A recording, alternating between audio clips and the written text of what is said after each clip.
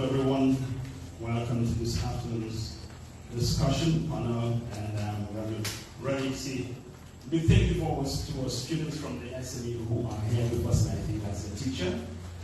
We really appreciate you making the effort to be here with us this afternoon. Trust that this will be very meaningful to you this afternoon, okay?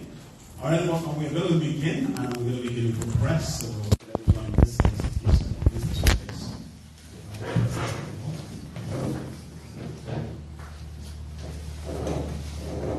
Father, we thank you for your goodness. We thank you for your mercies. We thank you for your grace. Thank you for this is another day that you will be another opportunity that we could be here to continue to do business for you.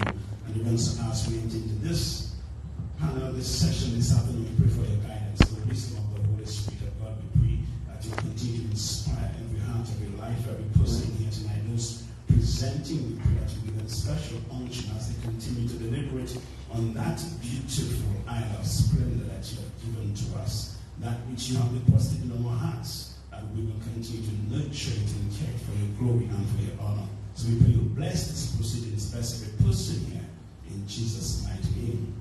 Amen. Amen. So thank you very much, everybody, for being here, for taking the time off to join us in this presentation, this discussion. All right, this is the first we believe in the series of that kind of panel discussion and general discussions we're going to have. So around the botanical. So today is, let's say, the beginning of an initiative, all right, that we expect to get to somewhere. And of course, every one of us in this room here we believe is part of, and we intend to be part of it as we continue to move forward. All right? So this is just very brief synopsis on why we are here. And it's going to be a panel discussion. We have a couple of presentations by a couple of very well-renowned people who are part of our Dominica, part of our society.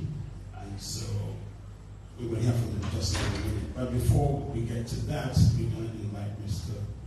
Martin, Appleton Martin, because there are two of them here today, so I have to be careful and make sure I call the right one. What's going to do? All right, so give us a few words.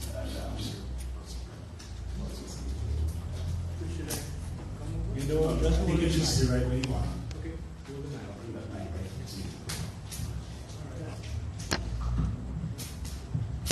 Okay, thank you very much, Billy, and good afternoon, everyone. Good afternoon. And thank you so much for coming to this forum.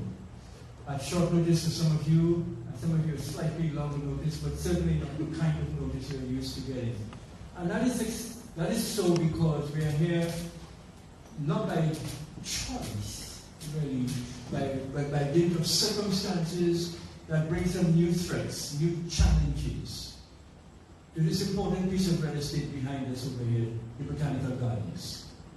And so, as we observed what was happening, there was conversation that started about what were the plans for that piece of real estate, for the Botanical Gardens.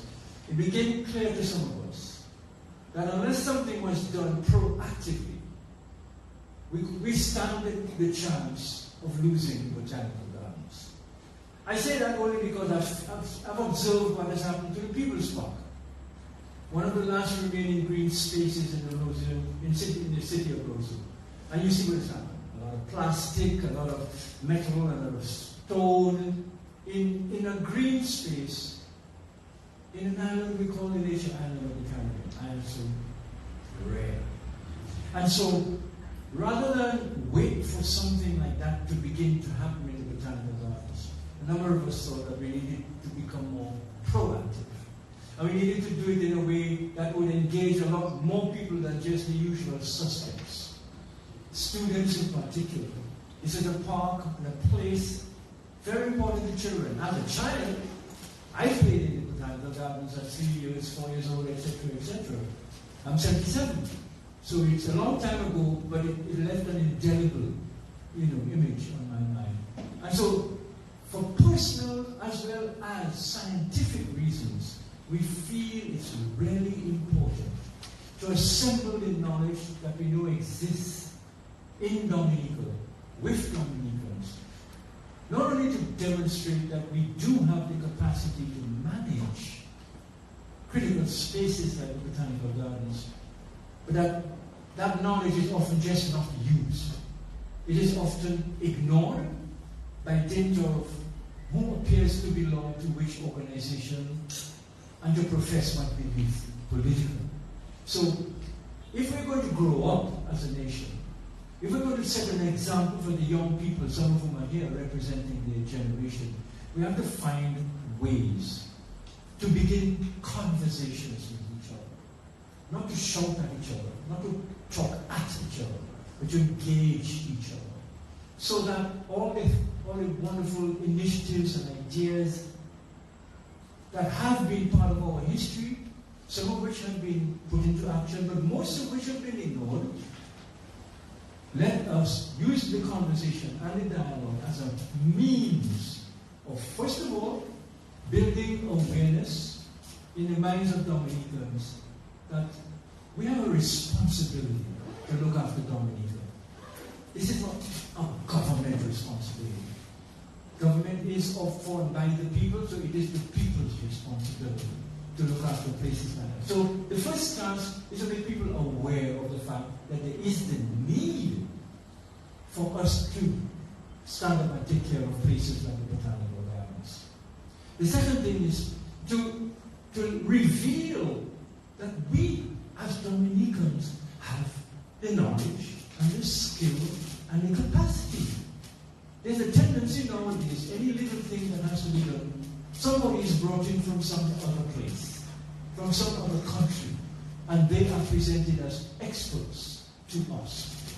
But we are the experts on Dominica. You will see this tonight, because there's a rich body of knowledge about the botanical gardens and about Dominica generally that is being ignored. And the more it's ignored, is the greater threat that is posed to what's left of Dominica. So that's the second objective of this exercise.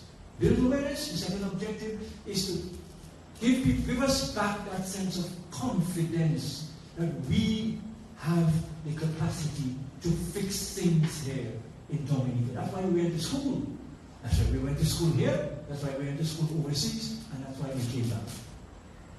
And the final objective and purpose of this exercise is, can we, based on the information shared, can we begin to mobilize, get a sampling of the audience here and the audience elsewhere, who would agree to review the information about the gardens and come up, maybe in a month's time, with a suggested plan for the restoration and rebuilding and protection of the botanical gardens. So we're here for these three reasons: build awareness, build confidence in ourselves, and begin a process that will lead to the protection and restoration of the botanical gardens. We have with us some extraordinary people. I wish I'd had these people available to me when I was the age of the students here. And so we will introduce them one by one, and they will make a presentation, each of them. We're trying to keep the presentations short, maybe 7 minutes, because we don't want a series of lectures. We want they will extract what they consider to be the important issues that need to be made aware of and broadcast regarding the botanical gardens. And so we will have Dr. Lennox from church. We will have another Dominican PhD, Dr. Dave Shillingford. He's an economist. He's overseas. He will join us by Zoom.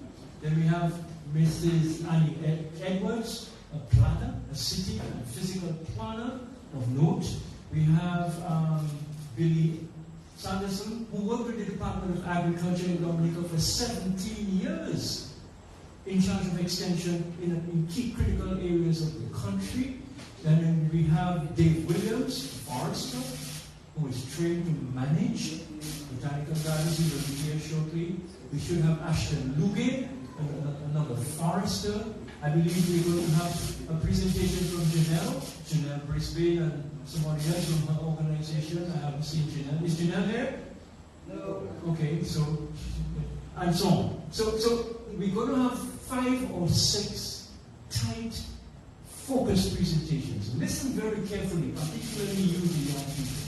Right? Make your notes. At the end of the series of presentations, we'll begin a period of open discussion. If you have questions, that's the time to ask them. If you have comments, you can make them there. That will be the second part of our program.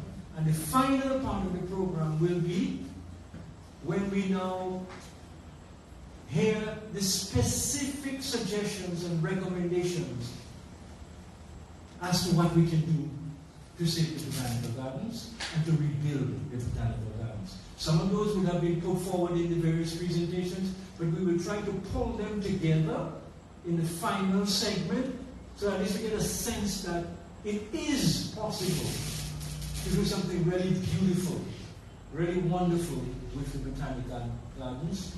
And the icing on the cake would be, we would love to get 6 or 7 persons to volunteer to be on a task force that would sit over the next month and review and revise and help create a draft of a revised plan for the restoration of the botanical gardens. So that's why we're here.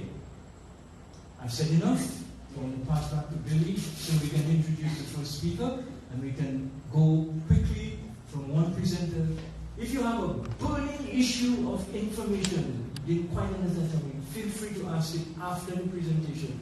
But my recommendation, hold all your questions and comments until all the presentations have been made. If we have your cooperation on that, I think we'll make good use of the time we have. Thank you so much. And again, thank you so much for coming. It's wonderful to see wherever there are two or more of us, you know who's there. All right, thank you very much for this short synopsis of why we are here this afternoon, Mr. Martin. And of course, we're going to go very quickly into the presentations, not delaying any further. And one of our first presenters we are happy to have with us this afternoon, Miss Dr. Honeychurch, of course, a very renowned historian who has been here for many, many, many years. And so we're going to hear from Just telling you. okay. All right, good.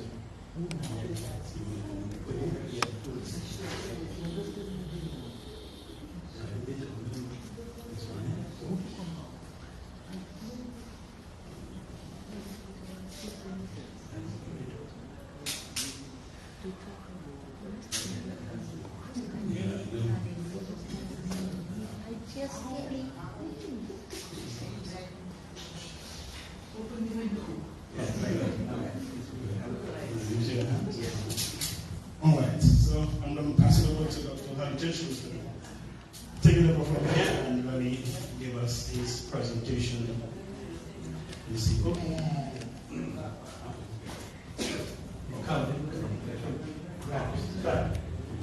Great.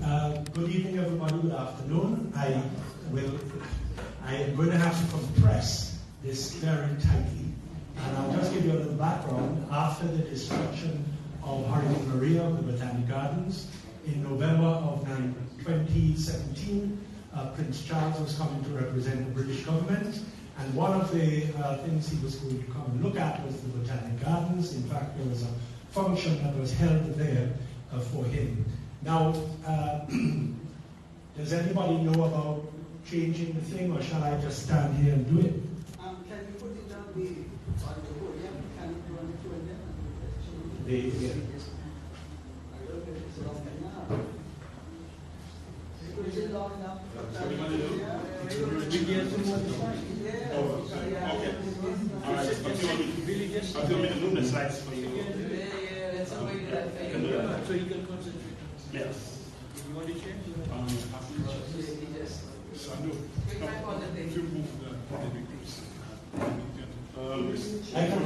I don't need the podium. I can just stand here. But once we can get the vision back on the screen. Click on the thing. Click this thing. It's right there. On this? Yeah. At the bottom. Wave the click on it. I don't even see it. There's no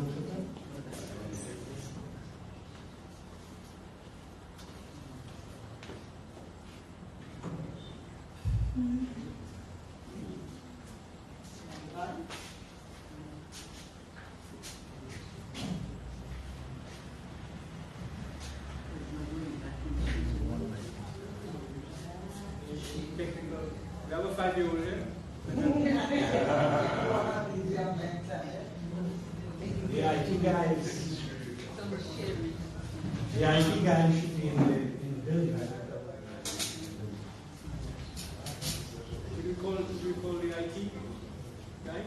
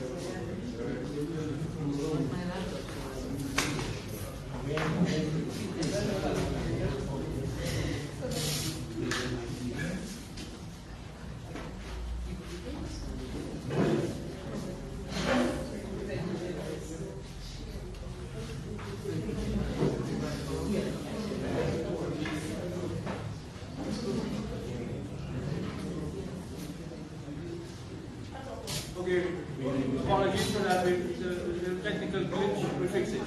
Is there IT?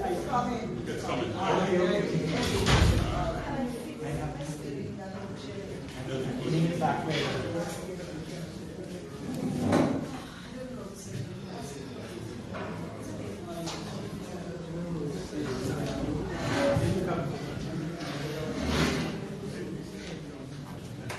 Right, okay. I'll get back to where I was. So it was to present.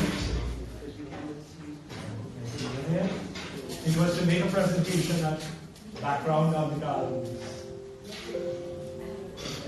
Just to make a point that before the Botanic Gardens was established here in 1891, the gardens were situated where the public library is now. So this is a view of the Botanic Gardens as existed prior to these Botanic Gardens that were here. You all right? Now the garden site was entirely part of Bath Estate. It was covered in sugarcane, as this photograph up there shows. I'm just telling you that I made this book especially to present to Prince Charles, or now it's King Charles. It was a one-off book, but it exists, and maybe one day we can actually reproduce it. So it was for him to take to Kew Gardens, because he was a patron of Kew. And the hope was that by him presenting it to Kew, Kew would then assist us at the Botanic Gardens with the restoration. But Kew said they don't do that any longer. They do get research and all that kind of stuff. But they don't assist with that kind of thing. It's like when we approached the Carnegie Foundation about rebuilding the library. They said we don't do libraries anymore. So you find that what may have happened transpired, 140 years ago, doesn't transpire today. So that, just make those two pictures.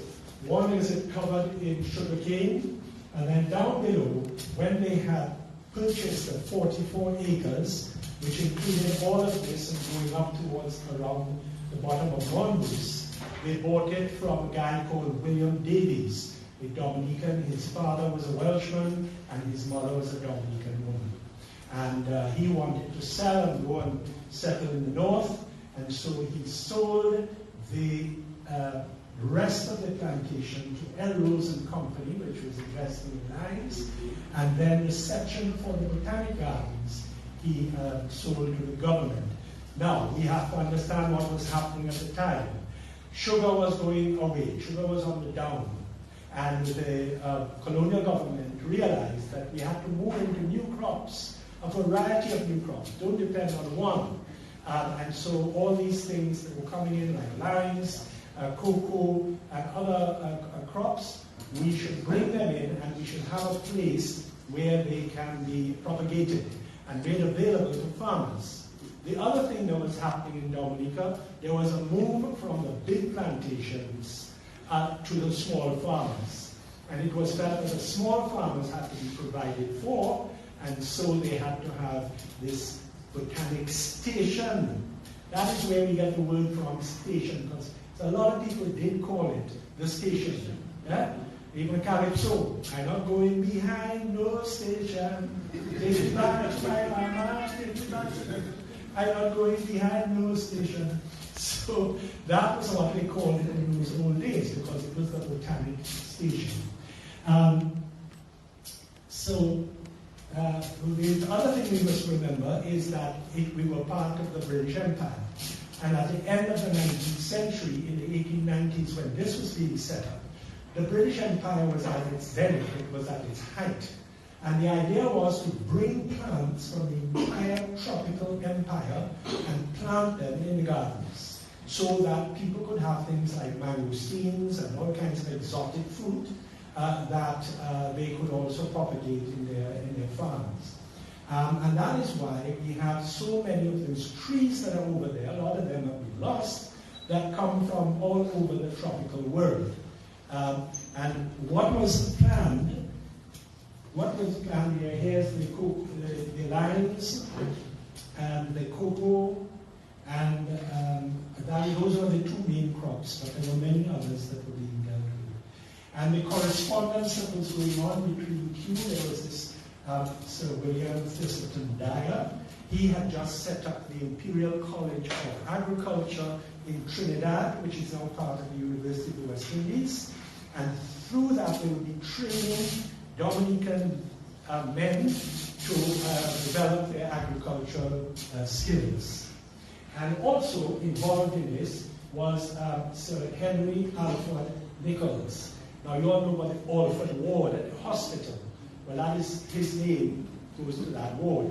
He was also a botanist, and he really was the prime mover behind getting all the action together for the establishment of the gardens. So he produced a textbook of tropical agriculture that was used throughout the British Empire. It was written in Dominica, it was produced in Britain, and it was circulated everywhere. India, Australia, around the world. And it was based on the work that he had done in Dominica. He corresponded with Sir Dalton Hooker, who was the key guy at Kew Gardens. So Kew Gardens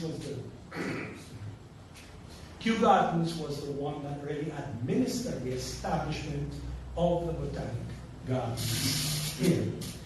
And so it was, please. So it was laid out, here you have the plan, and it was divided in half. So the half that was inside under the cliff and well up into the mall itself and Kings Hill was what they call the economic sector. So that was all to do with raising the plants that were necessary for the farms and plantations. And then the other side of the gardens was for the what they call an ornamental section. So for the interest of people. And remember, a botanic gardens in those days was a museum of plants. And it was divided into certain sections. So you had the palm section, the succulent section, and so on. And this is how it was laid out. It took quite a few years because they had to get all the stones out of the soil. Remember, it had been a sugar plantation. They had to clean it up. They had to lay out the roads and also lay out the plants. Oops.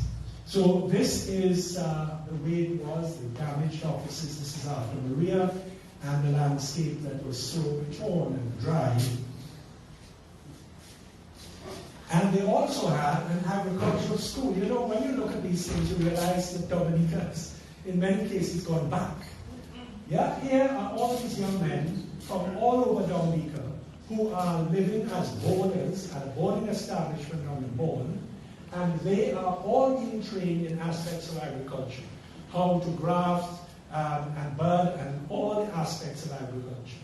Now, they went on to become great agricultural officers and also overseers on estates. They were highly skilled.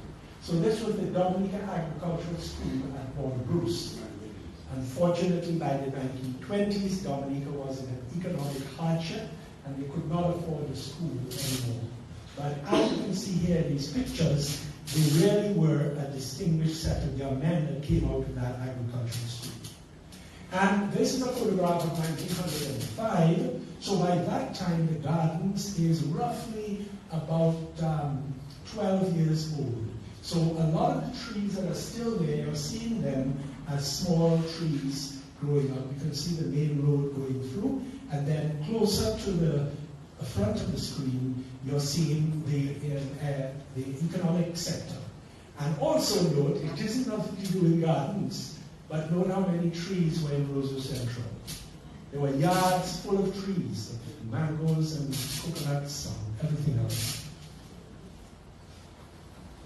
And it was a great place for sports, and the cricket ground was laid out because the idea was that you were providing a place for the public to use. And the cricket lawn was in the original design to be used by the populace. And it was, because you see, now what we have to remember is before that, the only place that Roseau people had for events was the Newtown Savannah.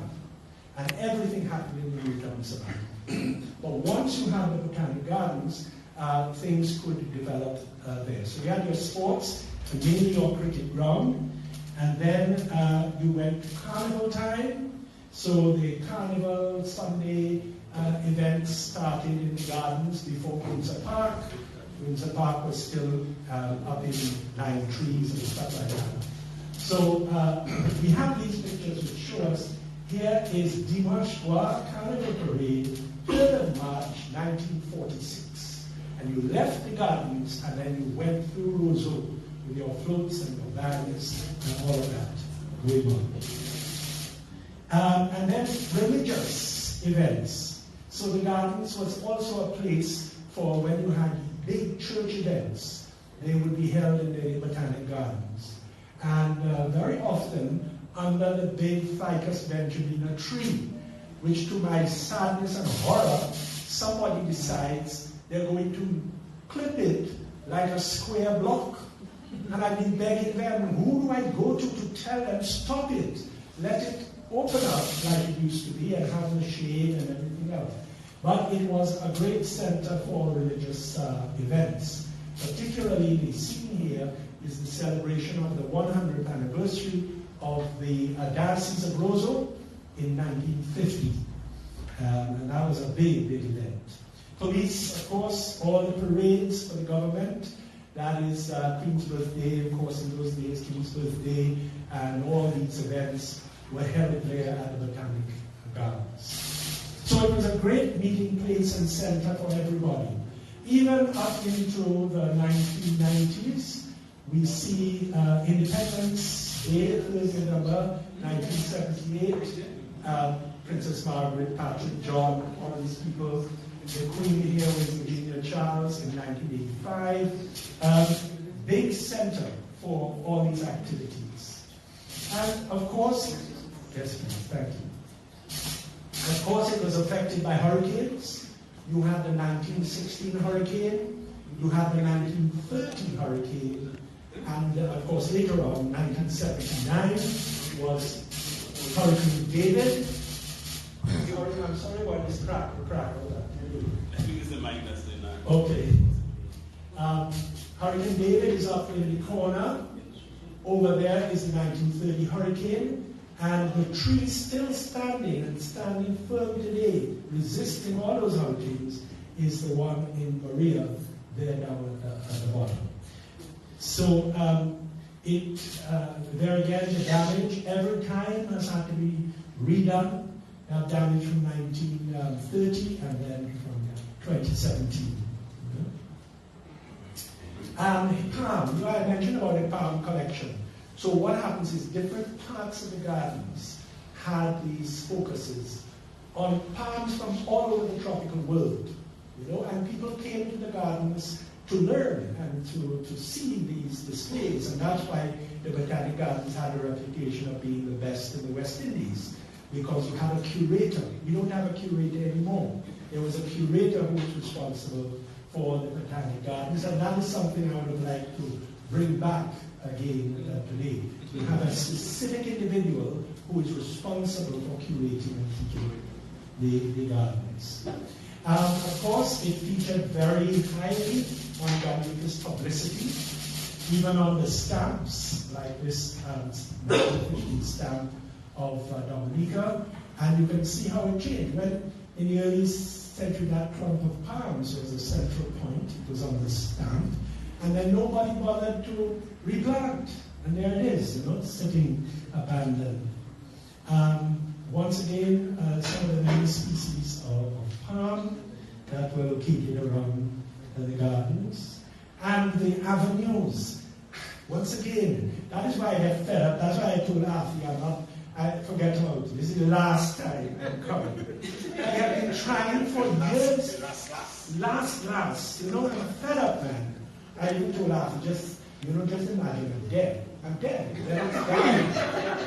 Just don't bother with him again. It's not wrong. So here we have the beautiful avenues, and I'm trying to get the avenues back, but I've given up a long time. That's where the avenue was that is in the black and white picture. And they're all lost, and they're not replaced. The gazebos, well, thankfully, the gazebo was put back after many years, but the gazebo was a central part, and it had a fountain where people would get water and stuff like that. And we can see for ourselves how popular it is. It's the venue for people in their weddings. They come and they pose there for their wedding pictures, their graduation pictures, all of these. That's what the gardens is about. It's a community place, a community center. The Travelers Palms, for a long time there was none, and then the Pioneer School planted one of the plants, the palms, which are still there today.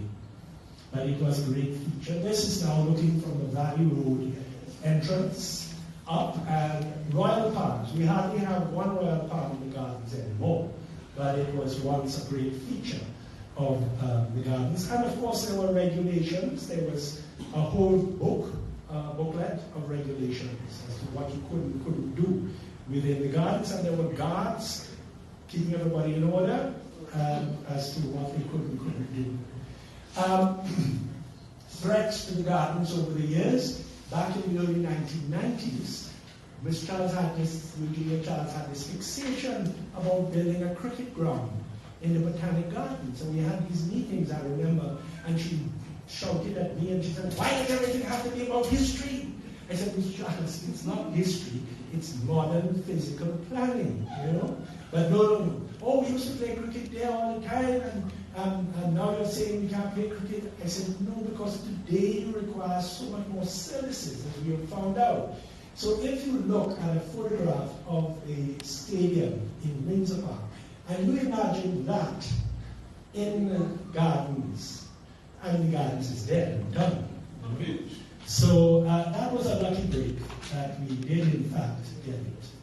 And so with our many meetings, as I end, we put together over the years, this is the last one and the last, various plans. So for instance, we were told that there was going to be a big bypass. Instead of the vehicles going through the center of the gardens as they do now, there was going to be a bypass going around and coming out at the top of High Street. So in this plan, we have that going around. Then we know that everybody's getting very health conscious, and there are a lot of people, particularly women, who want to walk. But going up Silver Lake and here and there, if you had a walking space within the inside wall of the gardens, and you knew that if you did it 4 times, it would be a mile, you would be able to exercise through that. And then some playing places. So, for instance, you have the main lawn, which of course is for cricket and stuff like that. But then you have some other smaller places that you could identify. Water feature, I think Anita Pulley is going to come and talk about that a little more. Waterfall, because what has happened now is that the old economic sector, where all the seedlings and so were sold, that's moved out to other parts. They used to have 5 agricultural centers, but now I think the only one that really works is over at Woodford Hill, and of course there's one at 1 Mile. But essentially, the economic sector doesn't operate at the gardens anymore. So the idea was that you could put your water features, you have a car park in a certain section instead of having cars all over the place, and you have a children's playground. Now, if people had followed our plan, you wouldn't be putting a children's playground in the People's Park, because you would have the place in the gardens here on the building that used to be the offices of the Ministry or Department of Agriculture, which was destroyed or Hurricane David. There is the concrete right there. You put the playground on the concrete in the middle of the gardens for the children. All of that is there. You have exercise track, and then you have the bypass. So this was the main plan that existed for the gardens. So that's it. I'm going to pass on to others, but at least now you've got a little overview of the history of how it developed from being part of Barclay State to being the Botanical Gardens. Great, thank you very much.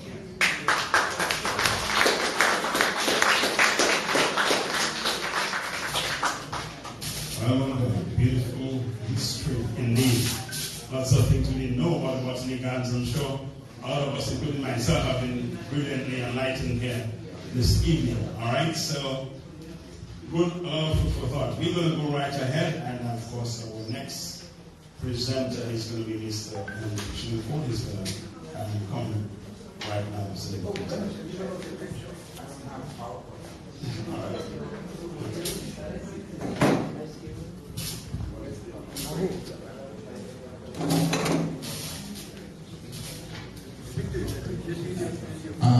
Yes.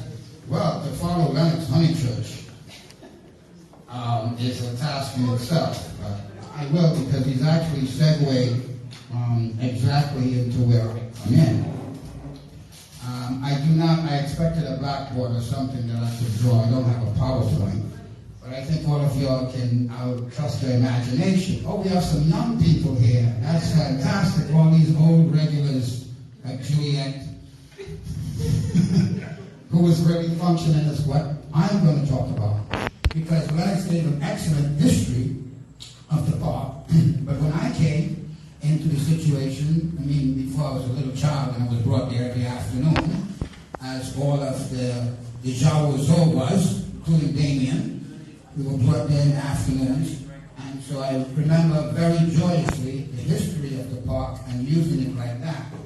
But when I returned in the 90s, it was right around the time that Eugenia was planning this cricket stadium in the gardens, and at the same time that I was working with this gentleman here at the Conservation Association. And so it wasn't that Eugenia just gave it up. We actually forced her because a lot of us got together. And in fact, most notably was the Architects Association, which was just forming. One of the things that people need to realize is that Roseau is 140 acres, and the gardens is 41 acres out of it. So 1/3 of a capital city is a botanical gardens. And that's phenomenal. That's not matched by any other city in the world. And the architects, specifically Geoff Green at the time, who designed this building, by the way, he said, you cannot plan for 30% of a space without looking at the entire space. And so what we came up with was what was called a Roseau Botanical Gardens link. And because of this phenomenal history and this reputation, that the gardens had. And we had a University of Georgia professor down here at the same time. And University of Georgia, I'd like to know, is the school in the United States which the most colleges having to do with land. They have an agricultural school, a landscape school, and anyway, they have designed botanic gardens in San Francisco.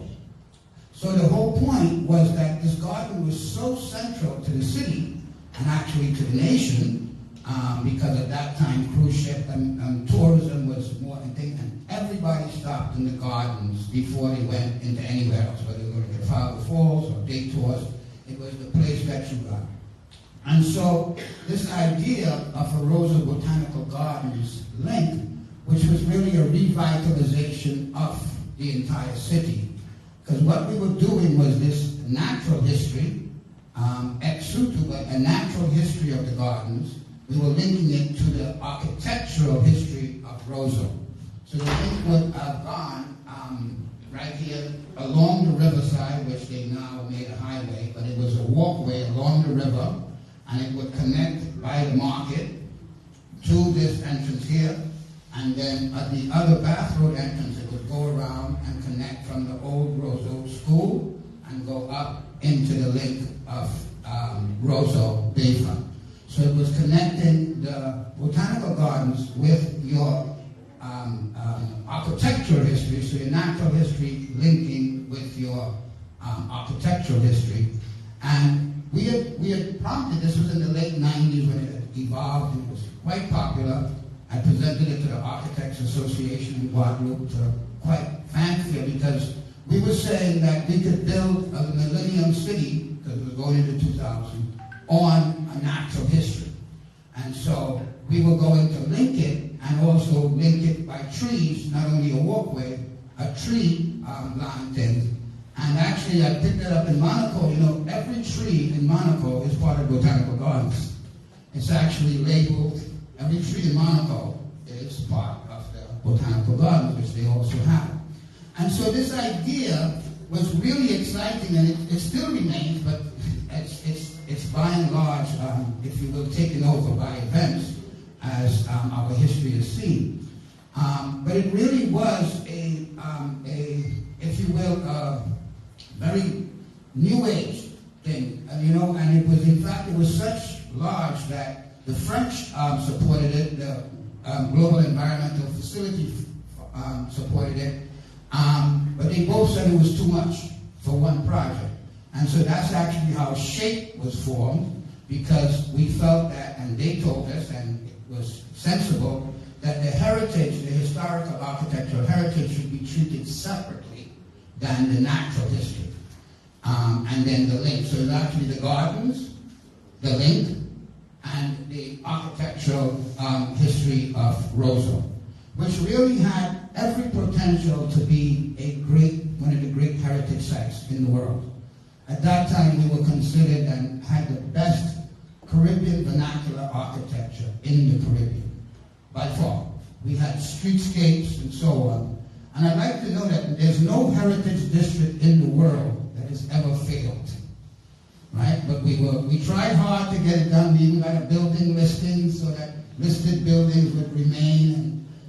But the government, I remember talking to Julius about A.C. Shillingford, how great the building is and how fantastic you have. Oh, Henry, I want to knock this down and put on a 5-story glass and steel building. And I just laugh, because so many big companies would keep their classic building and build a steel and glass building somewhere else, but show their heritage. And that was generally the problem. By and large, our people do not appreciate heritage because they want to be like the big guys. They're ashamed of our heritage, because heritage isn't cool. Modernity is cool. But once you lose heritage, you lose it. And so the purpose of my talk is really about how the gardens is so central to Roseau as a space, and why the link was so important. And as I say, that only is it 40%, but we also have the only living river in a capital city. In the Caribbean, and the Roseau River runs right here, and the link would have connected it. there is some, if Lennox had left up the picture, our plan was a lot more evolved into a gardens. We had a great center in the same area of where the commercial center was. It's a little sunk, it's a little lower, so we felt we could have built like a 2-3 story building and still not make it very dominant in the gardens. But that was if you will, the exhibition space. We also had planned that you might know that there is the pipeline runs underneath the gardens to the water in Newtown. The plan was to tap it and to create a little river that would run right at the back of the forested section, from the lawn section to the hills. And the hills would be planted in forestry, it would be a forest collection. And so we had a lot of great plans. We didn't have this was in the late 90s. I think your plan came a little later, right? And it was specific to the gardens. But we really thought, and it had every potential to be a great gardens. We were connected with the Conservation of Botanical Gardens Society International, actually a George Harrison endeavor. It was his trust that has supported it. And so what we hear happening now, as Lennox was lamenting, and we all lament, and to hear what's going on now, especially for you young people, is that it's really a phenomenon to have a space like this. Like you go to St. Vincent, their gardens is like, and it's so famous for the breadfruit trees, the little corner of what we have, Antigua, all of them, they can't compare to what we have and the potential that we really have here. And so I just want to share with you all how really deep the gardens is in a working way, as we were saying historically our views, but it's so central in an organic way, it's really a shame that it reached this way. They have been quite, this is something I found, it's still, they actually said here in a report on it by the UNDP or to the funders that the DCA was too politicized to make the project successful, so that we were unable, that's what the conclusion was, that we were unable to gather the right amount of wide enough audience to make this happen. And so it still is and was a great project. Yes, and without pictures it's hard to think. But if you all imagine, it was really just a hub. It was a hub, a botanical hub around the city that would have the bayfront as the end of two arms, if you can imagine it. Oh, thank you. Thank you very much, Henry. Actually, you painted a very, very nice picture. I think everybody can. Billy, we're going to call Anita. Because Anita is here because her late husband, who is not late, because Alwyn is still here. That's what I mentioned. Alwyn has some ideas, much along the lines like what you're seeing here. We've had these ideas for a long time, as Lennox said. You get to the point where you get tired. So Alwyn has some ideas. Anita knows what they are. She's going to share them with us about the gardens. Because he too felt the gardens were central to the city of Roseau and to Dominica by extension. Sorry, Anita. Thank you, guys. I don't want to touch that because it might go into the just picking up my own future.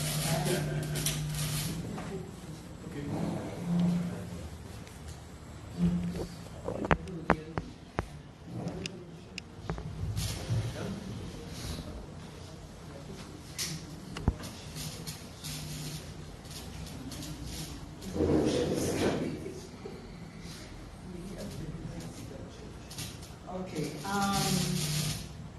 As you can see, I I use the upgrading of the botanical garden, some of the recommendations that Alwyn had made, and Alwyn has always been concerned about the botanical gardens. After the damage to it by several hurricanes, he felt it was imperative to not only have it restored, but also to introduce some new components that would attract more persons to it while maintaining it as a botanical garden. Okay, now let me see. Oh, your thing is not touched, man. You have to operate it from it. Yes. Okay?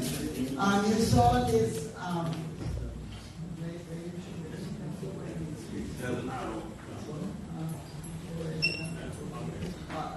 Go to the next one. Okay. You saw this plan, which was Lennox had showed. Okay. Full screen.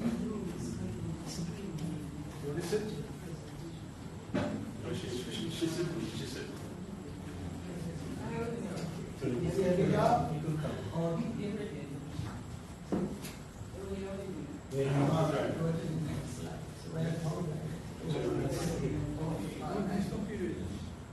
So okay, he go to the random one, the next one. Okay, go back. You want to go back? Yes, back. All right, that's okay. He put together a series of random ideas for enhancing the visitor experience at the botanical gardens. And you have the North Gate, you have Bath Estate there, the Rosa River, and all areas that he wanted to develop. But he'll involve with his fire. The next thing, Lennox. Okay? One of the main things he felt, we go back instead of forward. Okay, next. No, you go back. Forward. The other direction. Regeneration of the sugar. Okay, all right. One of the main things he was wanted for the gardens is a water feature. Which is really a major waterfall coming down from the Mon into a pool in the gardens and making allowances for the bypass route under the waterfall. Okay? We had a consultation with the powers that be at Dowasco, the Ministry of Agriculture, and the Forestry Division before Alwyn's passing. And it was agreed that a number of his ideas were easily doable, even the waterfall. The Wasco was of the opinion it was easily done. You build a tank at the Mon, you have a pump that takes the water from the Rosa River right down below you, up to the stand, and then come out into the pond. And I asked them about the possibility of recycling the water. They said there's no need to recycle water because that river is flowing to the sea, so we just take it up, and then there are pipes in the gardens that will take it down through Newtown and out to the sea. Next.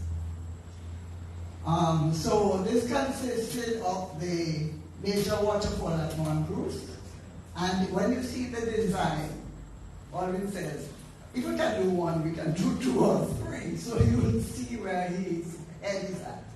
And he figured we're doing this, have a 5-star restaurant to the side of the pond, and a Kalinago boutique/museum also, which would also have craft items and snacks for sale. The reason for that 5-star restaurant, I have a lot of people always tell you that they come to Dominica at night, they have no restaurants, if you're not staying at, and if you're staying at Fortune, they're tired of Fortune food. They want to go and explore Dominica's cuisine at night. And can you imagine having a 5-star restaurant, you're sitting there, There's a waterfall coming right there. You hear the waterfall, nice music playing. And of course, he takes it one step further. He says, just like they do in Vegas. I don't know if some of you have been to Vegas, where when the displays start, okay, outside the hotels, they have these water displays that are out of this world. I saw one that was done to Michael Jackson's music, where you had this thing just performing there for you. So it's really something which could also help to keep the cruise ships in the harbor for a little longer, because if that light display could come on right after dinner, the guests could be on the, watching from the boat, go up on deck and watch this display and add another attraction to Dominica. Next. Okay, so this is some of it. This was a huge drawing, so I had to break it in two. And you see a truck on the left-hand side by a light. Okay, so the truck passes below the waterfalls. Notice he put three, okay? And then he has a sign for a Dominica sign which you come, tourists would just stand in front and take photographs. They did a small version of it at the boulevard, okay? And then you have a restaurant, but he was saying you do a nice 5-star restaurant there and have it made. Next. Okay. The original concept of the garden, his vision was that the original concept of the garden included the front part showcasing the ornamentals and the back sections showcasing the economic section and highlighting the various fruits, as Lennox mentioned, and the plants and flowers produced in Dominica. Alwyn's vision for the garden was that of maintaining, reinstating, and or improving it. Next. Also, that this was a botanical garden and was one of the major ones in the OECS. I know Henry said about St. Vincent, but when Dominica, right now, if you look at the gardens with all the cars, it just is not like a botanical gardens, okay? It's just cumbersome and so it's started mainly by St. Vincent's own and maybe Trinidad, although I was quite disappointed in Trinidad. He felt, therefore, that it should be kept as a botanical flora and fauna national center. The cricket pavilion. He felt that the cricket pavilion can easily be upgraded to house an art photo museum on cricket at the back of the pavilion, with stands providing shelter for seating for locals and visitors alike on a hot day at a cricket match. Or when they go jogging and so they have a place to sit, have a drink before they go on. Can you show the photograph? Okay, this is what he's suggesting for the design of the pavilion that is there. And if you notice at the back of it, that's where the photographic museum of cricket will be. Okay, and then at the bottom there are a series of things. Anyway. Yeah, okay, like, he puts stuff in perspective on all over the gardens he saw as a national space to be appreciated primarily by Dominicans and visitors.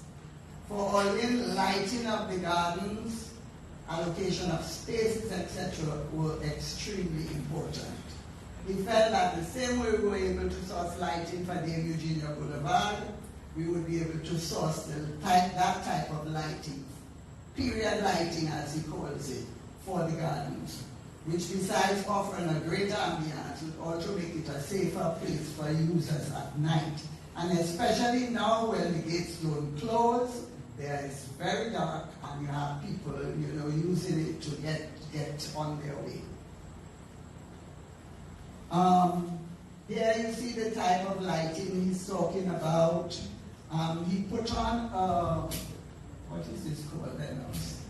Okay, a decorative outdoor flower pot, and he put up another thing which is called a miniature ginger box, a gingerbread house, as working as a ticket booth, make it functional, but at the same time using old architecture to create it. And like, if you notice, for the entrance to the garden, the northern entrance, he suggested putting those things at the entrances and along the way. Okay. Parking, an important thing. He thought it's important to develop a parking lot in the area of the southern end. Can you mute your mic, sister? To relieve the present, I call it dangerous condition, posed by indiscriminate parking of persons on the main road, resulting in backup of vehicles and dangerous conditions for school children trying to get to their parents' cars. However, and also we have to note, this is a botanical gardens. In most cases, there is no drive-through in a botanical garden. There's a visitors parking lot. If there's no visitors parking lot, you park outside on the road and then you enter, walk into the gardens. So if that road cannot be built at the back, they will have to lock it off and make it into a real botanical garden.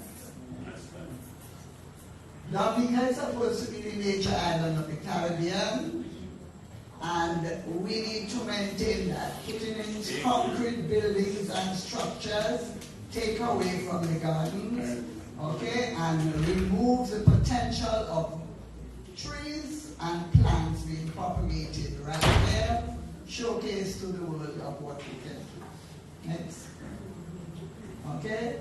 It's also now the only green space in Roseau, having taken over the People's Park. It is only fitting that it should therefore be kept as a green space in this nature island. Now, I have some comments at the back, but I think it can come in the question and answer section, especially about putting buildings there and where the buildings can go. Because there are a lot of locations owned by government in Roseau if they want to put it in Roseau, or in the proximity of Roseau that can be used for those so-called buildings they want to put up. Okay, thank you. Thank you very much. Thank you very much. And one point, definitely. And we are trying to, going to keep it going. I hope it's not information overload. But we're trying to sequence the presentations in a logical way. So far, so good.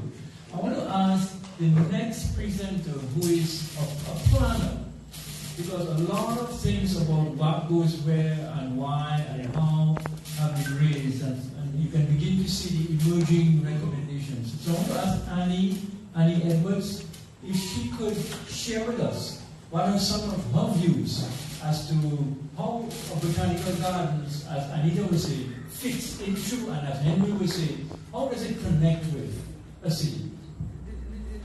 Annie? Good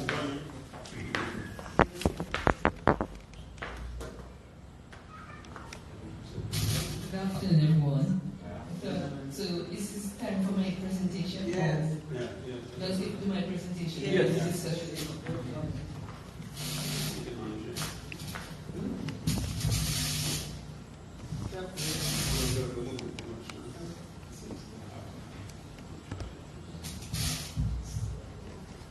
I hope you're finding this as interesting and informative as We have to end that one. it was intended. So, okay. Don't let anybody tell you that Dominica doesn't have talent. Don't let anybody tell you that. That's foolishness. They're working on it. There you go.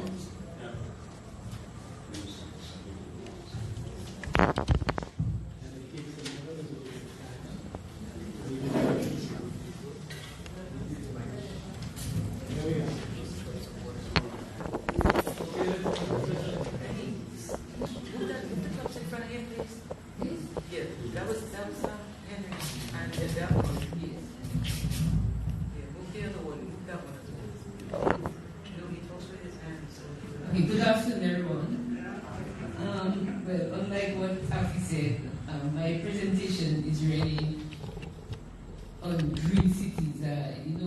energy to take a broader perspective. But what you said will come in, you know. Sure. But I'm looking at it on this whole discussion, you know, in a broader way. Green cities. And I'm going to show what's taking place internationally, and probably we could get a few ideas from there on how to move forward. So, and then I want to also mention Juliet Chillingford, who is a former chief physical planner. She's here, and she will do some follow-up discussion after mine. Okay, sure. Yeah, so, yes, Juliet is here. So, the title of the discussion is Creating More Sustainable and Environmentally Friendly Urban Areas. So I'm just mentioning what is a green city, the rationale for it, what's going on internationally, as I said, and I just came up with a small case study on Singapore to demonstrate what they have done to become one of the top 10 cities in the world, green cities in the world. And the reason I chose Singapore is because it has the exact size as Dominica. It is, in fact, Dominica is bigger than Singapore. And then I look at some of our existing legislation and policy that could be applied in this case. So, what is a green city? Is really a city that prioritizes the health and well-being of its inhabitants, and as well as preservation of natural resources. So it's nothing about the structures, it's mainly about the health and well-being of the people and how you use the natural resources to achieve that. And some of the measures that are taken worldwide, we have our green cities, that this is the way we are moving right now. The world is moving right now. Some of the measures that are taken are things like implementing transport options such as electric vehicles. I think we have one now. There's a movement towards bicycle trails so that people will use less vehicle, because we know the vehicles contribute to the amount of degradation that takes place in the environment. Then also you have to promote energy efficiency in the design of your buildings, use renewable energy, and most of all, protect your local ecosystem. So we have the rivers, streams, forests, ecosystems, parks, gardens, and so forth. So this is a picture of a major city, and within that city, there's a well-designed park. It might be a botanical park where you have the water features as well as the trees and so forth. What are the benefits again of a green city? So all this is within the whole concept of the gardens. It's a third, as Mr. Shingford told us, it's a third of the size of Roseau. Mental benefits of a green city, mental health. People need to relax, and where's a better place to relax than in a green environment? It's therapy. Physical health, people walk in the gardens, exercise, go up to the lawn and sort of thing. And they also said safe driving. When you drive and you see greenery, it tends to make you feel, calmer, less frustrated. And also, they said that if you have your offices close to a green area, then it makes you, just looking out at the window, makes you more relaxed and so on. So if you notice, the benefits are all pertaining to health and well-being. So what's going on internationally? So we have the Sustainable Development Goal 11, and that goal is sustainable cities and communities means developing inclusive, safe, and resilient cities with net zero emission. So internationally, that is what is driving the world right now. So we, Dominica, cannot be moving away from that. We have to go along with what the rest of the world is doing, and the United Nations goal is for 2050 that we need to get our cities sustainable. And the rationale is that 55% of global population now lives in cities. It might be as much here, but somewhere close to that. And by 2050, there will be 66%.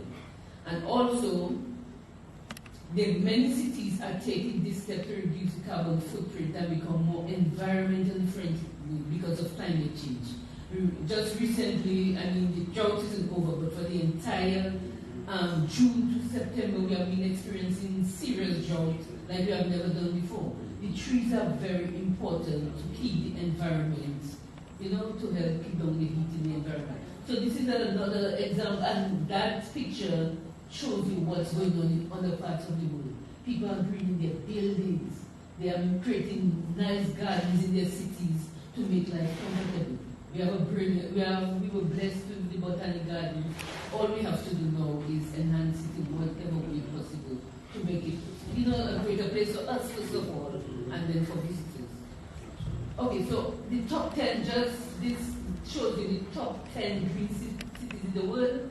That is to international standards, the United Nations standards, and they are all Vancouver, Canada, Amsterdam in the Netherlands, one in Iceland, Norway, Copenhagen in Denmark, Zurich in Switzerland, Frankfurt in Germany, and there's one in Berlin. And the other one that I wanted to point out is Singapore.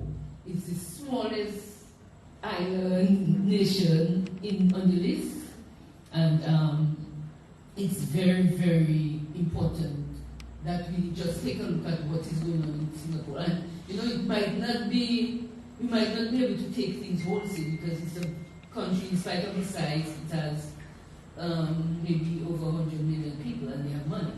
But we can get what I'd like us to do is, in case study, look at what they have done and how they got there, and maybe we could get a few ideas from them. Okay, so Singapore is known as the garden city of the world. And the size of Singapore, the area, as I said, is similar to Dominica, 728.6 square kilometers. And Dominica is 751, so we are in. So if Singapore can be on that list, can you imagine what it would be for Dominica if we could reach on that list also? Now, the difference between Dominica and Singapore is that we are all natural. Everything we are doing here is natural. We have a natural landscape. But Singapore is a place with very little natural resources. They didn't have all those trees and so on before. But right now they have developed it. They have a lot of plants in buildings, in rooftops, in the exterior and the interior of their buildings. And it has large areas of natural reserve and botanical gardens. So not even one, not one botanical garden. They have several. So I'll just go through some 5 key reasons that made them become one of the greenest cities in the world. So one of it is lessons learned in the past. So in the 1960s, Singapore was maybe something like Dominica. They had a lot of they might have been worse, but they had a lot of polluted waterways, a lot of slums and unemployment. They had few resources, and at that time they had 5 million people. So the Prime Minister, who is Lee Kuan Yew, had a vision to change Singapore into a tropical garden city. So although it's listed there, but their initiative started even before the United Nations Sustainable Development Goals. So they embarked on planning and management, on a planning and management approach to use whatever resources they had efficiently. So the second key reason was their governance. And if you say you want to be, for instance, the first climate resilient country in the world, you have to put the structures in place. You cannot just say it and not do it. So for their governance, they prioritize the physical and mental well-being of their residents. So most of everything you see there was mainly to assist with the physical and mental well-being of the people. So they sort of get people first. Biodiversity is mandatory. So instead of instead of aesthetics. So it's the trees, the animals, and so on, instead of just aesthetics.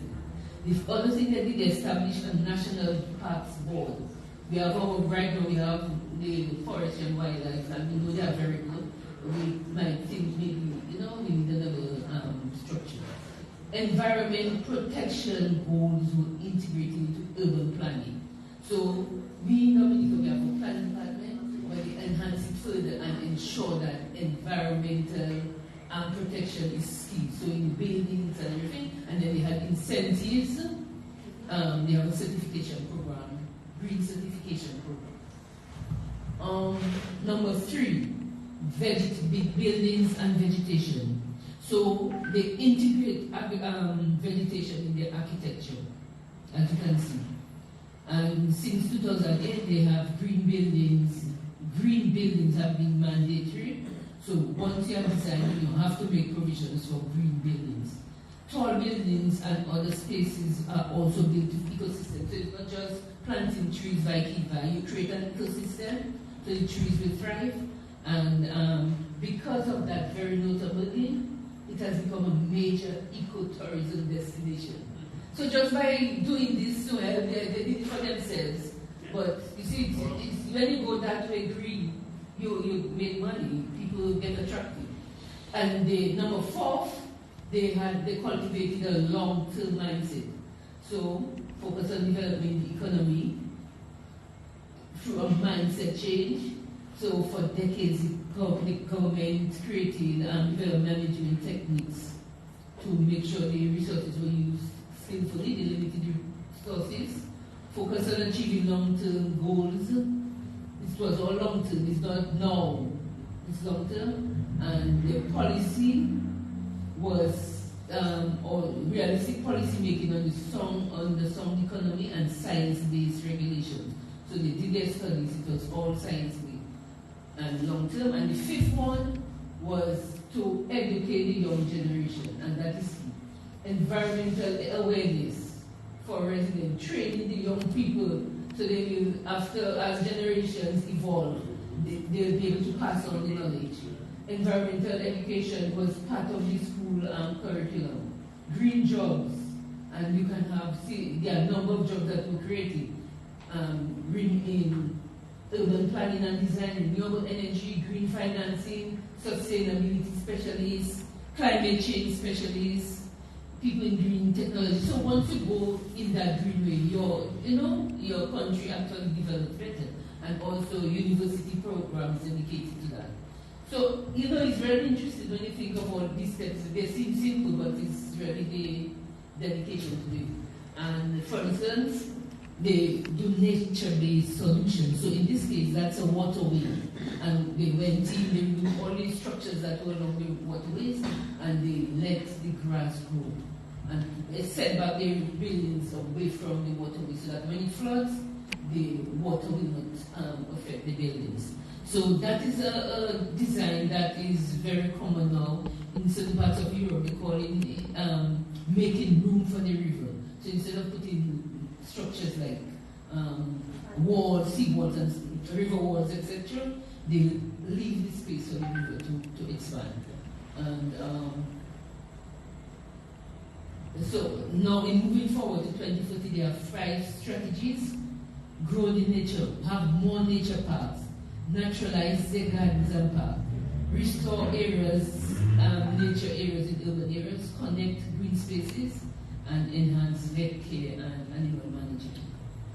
So, looking at Dominica, I was not able to find any law that's specific to the gardens, but I know we do have the Fiscal Planning Act, and it establishes goals for land use planning. One of the goals is to protect and conserve the cultural heritage of Dominica as expressed through the natural and the built environment. And number 2, to facilitate continuous improvement in the quality of the life of the people in Dominica. So these are 2 that pertain under the act that pertain to what we are discussing today. Then there is a national land use policy. There is a national policy to make Dominica the first climate resilient country in the world. So that's one that the Prime Minister has spoken about. And then we also have the national land use policy that was on in 2015, which is enabled through the Planning Act. And the vision of that policy is that Dominica is a nature island of the Caribbean. And it describes how best to manage development that takes place on the island so that it improves the quality of life of Dominicans through economic, social development, protecting human health and safety, and conserving the natural environment. So if you notice, it all comes back to that. protecting, improving people's life and protecting the natural environment. So in terms of institutions, we have the Forestry and Wildlife and Parks Division. I was asking the question whether we need a National Parks Board in moving forward. So that's basically it. Okay.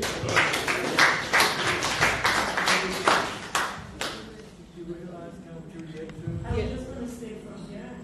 No, just so that everybody hears. Just come.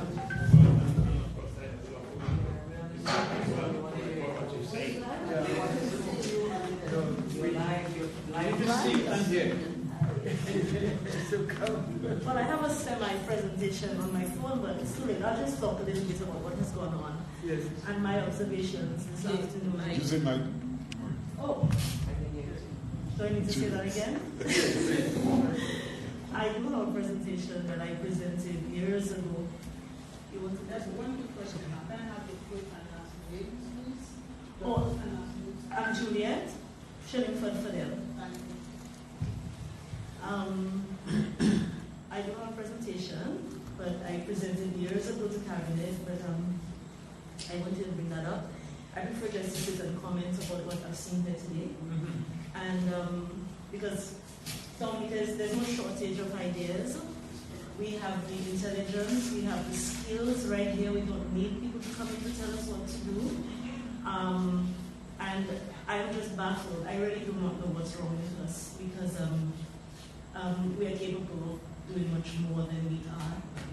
And it's been many, many years. I totally understand Lennox's frustration. And after a while, you just get fed up, you give up. Pardon? Well, you just get very frustrated. And, when Henry started speaking about the link project, memories came back because it was a fantastic proposal. And it fell on, I guess, deaf ears. I think at the end of the day, the truth be told is that we just lack the political will. And it's not, I don't know what, we're not able to impress on the decision makers the need for these things. Because I think if we were, it would have been done a long time ago. And it's not one party or another political party, it has just been going on like this throughout the years. Like you can't even blame one, it's just been forever. And it's almost like we're regressing. Anyway, enough of this kind of talk of criticizing. Let us look forward. Like Henry said, you can't just go to the Botanical Gardens by itself. It's within a city. And we have the foundation to do it. The Botanical Gardens is a third, as he said, of the city. And he spoke about what they've done in Singapore to make way for nature, basically, for our own good. And so one of the most important things, I think, that's happening, the reality is that for the Botanical Gardens, I'm going specifically to the gardens right now, is the main road that passes through and the type of traffic that is generated. There's clearly a practical need for that link from the north through to the south, not passing through the center of Roseau to create more parking nightmares, but these vehicles are using the gardens as an option, so that means there's a need for it. And so I'm referring now to the back road, the road at the back. I really think it needs to be brought to the forefront of the planners should be looking at that with people in power, and bring that back on the table for discussion. When I did that study with Patria, Nice had prepared a presentation. I had asked her to do a presentation just on the Botanical Gardens, and she had shown a drawing where you could have the road passing along the back, the base of Mongoose, connecting out by the lodge building. And around that time, the government had purchased the Dominica Club. And all that was to make way, to make space for a proper roundabout to deal with all of these roads coming through. So we did make some steps in that direction. I don't know what has happened to that. But that is so very critical, because it's only when you do that then you can reclaim the garden space for recreation, for sports, and for just enjoyment. So that is, to me, is number one on the agenda, is to get that back road, or whatever you want to call it, the road of the back going. That is really what I want to push forward, because the ideas are all there, and we should really revisit them and at least pick up one item to move forward with, just one. And if that would be the road, that would be the one that I recommend in the first week. Thank you, Julian. Just related to on Annie's point. Yes. So it's there. We need a national parks board. Yeah. But the thing is, once again, since the 1990s, I've sat in so many committees for the authority. Yes. There's legislation. They put together a national parks advisory authority. Yes, that was all. And all the details of it. How many And meetings? another thing that I need to mention is Annie brought up the Physical Planning Act. It's all there. You don't even need new legislation. It's just there. There's a preservation order that you can put on the botanical gardens. It's all there. It's just having the will to apply it. And that is basically what we Especially the need. first four sections, Yeah. which really speaks about the purpose. It really talks about land use, etc. It doesn't really just talk about buildings. It's the purpose of the Yes. Planning Act to enhance Dominica's natural. It really speaks to the first four sections. We want Exactly. everybody to hear what everybody's saying, so that is why we're going You to... want your media to hear it. Everybody can hear it. To hear it. Everybody's hearing us in here. It's your virtual audience you're speaking to that. We're going to move on. Yeah, just have a few. Thank you very much, Julia. Thank you very much. Thank you. We're going to move on to I believe we have one or two foresters here, and we have Dr. Dave Shillingford, who's on Zoom now.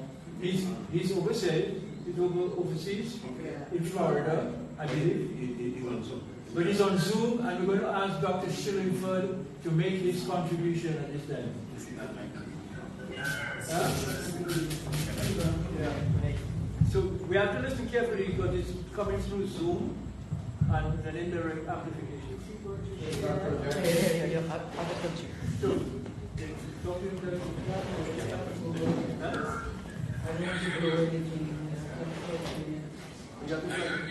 Yeah, we can hear some.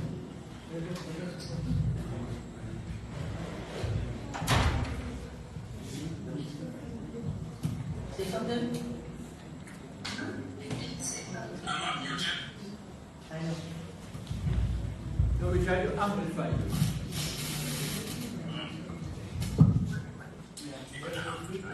Okay, go ahead.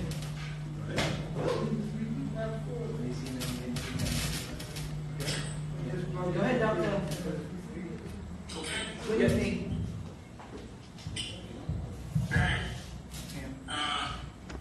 Everything okay? Yes, you can go ahead, Dr. Shillingford, please. Okay. Thanks, Happy, for this invitation, for the discussion on the future of the Botanic Gardens. I was born in Toronto, lived near the gardens, and I have very pleasant memories of playing and studying in the gardens. And its rehabilitation is close to my heart. In my early teens, the gardens was where I played on weekends with my friends. We went and we raided oranges, tangerines, kashima, etc. But the gardens wasn't just for fun. It played a critical role in the social, educational, and economic well-being of the country. It is the only green space of significance in Roseau, and it is in an ideal location. It is a place for the people to enjoy the beauty of our nature island. It is important for its educational and research significance, and today it is also a critical tourist attraction as that industry expands. I have visited several great botanic gardens, including the Kew Gardens in London, the New York Botanical Gardens, Cornell University Gardens, Fairchild Gardens in Miami, and the Hope Gardens in Jamaica. What one concludes which explains much of their excellence, is that these gardens have been developed over many years from small efforts, and they require continuous, dedicated management. And with today's increased recognition of the importance of green space, the world's botanic gardens are attracting even more attention. Here in Dominica, we have a potentially beautiful botanic gardens, which was once the best in the Caribbean. Recognizing this for some years ago, we at DAS built the Dominica Botanic Gardens website. It gave a history of the gardens, listed the plants and their use, including the medicinal plants. But it also addressed the issue of gardens rehabilitation. It is considered one of the best garden websites in the Caribbean. We got lots of calls from several countries, for example, Brazil, about the various plants and about the website development process. One request, which was particularly interesting, if not amusing, it was from the Ukraine, the current Ukraine, asking us for the authority to translate our Botanical Gardens website into their language. I found it amusing because it was being appreciated in such a distant land. I visited our gardens early this year. It clearly needs rehabilitation. We have had several outstanding plans for the gardens and have not been able to implement any of them. The problem, I believe, is that these plans were comprehensive and operationally challenging. They required substantial funding and committed management. These resources, perhaps, have not been available. With Dominica's reputation as a nature island, an outstanding botanic gardens is an essential. Apart from that, we have a botanic gardens which has a past reputation of being the best in the Caribbean. With the limited financial resources available, successful rehab will require a simple plan, a clear objective, modest financial resources, dedicated management, and a sympathetic community. With such a modest strategy, we can certainly bring back the gardens to its 21st century gem. Thus, we at DAS offer our plan on the internet. It is broken down as operational and administrative. But some of the basic elements here are clear of them. We think that it is important to start a replanting of the dead trees, identifying and tagging trees. You have a botanic gardens with no tags on the trees. Nobody knows what trees they are. We need to re-establish the economic section as a living museum. We need to introduce new plants in the economic section also. We need to establish a small, heliconia, plumeria, rose and anthurium gardens. This makes our botanic gardens interesting, unusual, and exciting. We need to also develop an orchid house. I've seen in Jamaica simple homes where they have substantial orchid houses. We have lots of orchids in Dominica, no orchid house. Perhaps we have already done the rehabilitation of Jack's Walks, the upper garden path, the lower garden path, and the internet paths in the economic section. I'm not sure how much of that has been done. We need also to establish a medicinal herb garden containing in particular medicinal herbs used by the Kalinago and the Caribs. There are lots of other incidentals that might attract us. You know, the gazebo as a water fountain, expanding small animal sanctuary, urgently need to organize and control the traffic, in particular, and parking. We need a parking lot of some sort to accommodate the large numbers of taxis and buses. We need, in particular, providing an appropriate bathroom facilities for the public and for tourists. There has been too much laughter about that aspect of our gardens. On the other hand, we need some administrative aspects to take care of the gardens for the long term. We need to appoint a dedicated curator manager for the gardens, not someone who takes care of the gardens, you know, incidentally.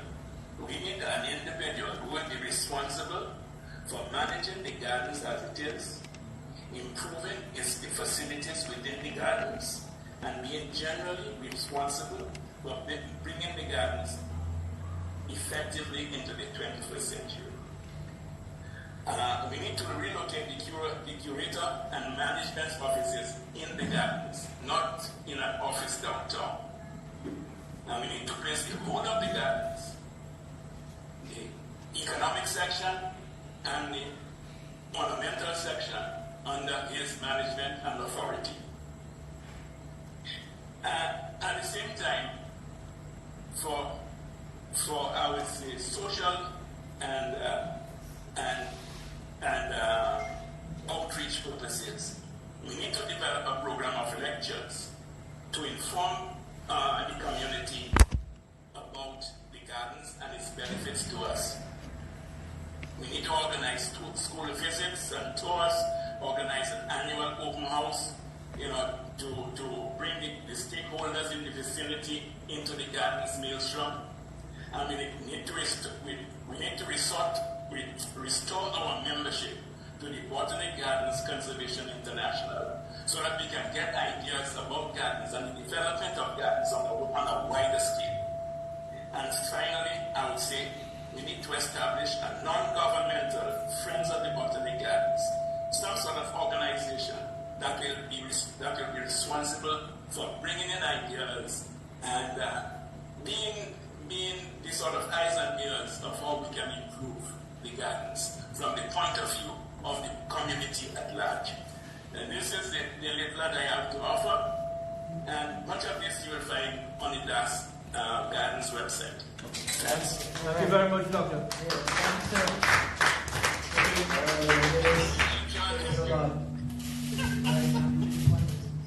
Okay, we have one or two more, and then we go to the audience. I believe we have one or two of the foresters here.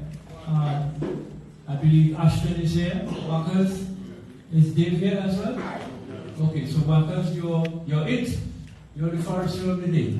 And then we have Billy, and then we'll open the floor for your reaction, interaction, and discussion, and we'll fast track the second into the third phase, concluding with volunteers willing to begin to be part of making something happen.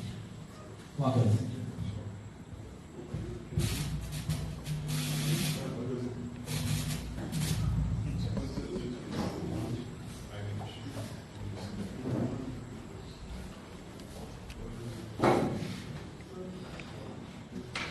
We're very anxious to hear particularly from the students. They left, they have to go home. Or they have to go home.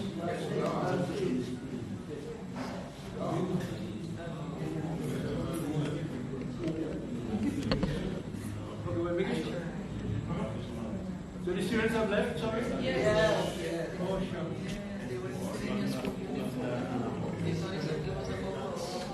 Anyway, good afternoon, good evening to everybody. My presentation can't be shown on the screen because probably of compatibility, I'm not sure. However, it's a pity because what I've done is actually to... Maybe you shut off that. Huh? No, shut that one down. close out? Yeah. It's not a PowerPoint presentation. Oh, it's not. No, but Which one is the best? Was yours one of the three that was there already? I think, that's close. Go to the top. Huh? Click on the red. Yeah.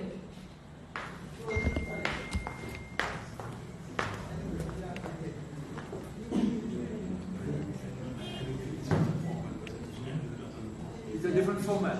It's a different format, so it won't work. No, it's all right. I suggest doing the best you can. Please. good afternoon again. What I really want to talk about is the plant species and the gardens. We know that there were over 500 species of planting in the ornamental sections. However, with what we saw based on what the hurricanes we had over the years, it's a pity that, and the kind of hurricanes, the kind of strength of the hurricanes that we have lost a lot of our major plants at the gardens, So what I've done is I've compiled a list of some of the remaining main species of plants at the gardens. And I will have that, whoever wants can get a copy of it so they can know. Of course, we know the importance of trees and the gardens, as we know, is an area of tree, more or less flora. Although there is an ornamental section, but the main aspect of the gardens is flora. Some of the main trees that you cannot see now, which again I say is a pity. But if we all know the gardens, then I can just indicate where it is, and some of you all may have an idea of the trees that are there. There's a tree when you come from the what they call the backfoot section coming into the gardens. There is a big tree there called the orchid tree.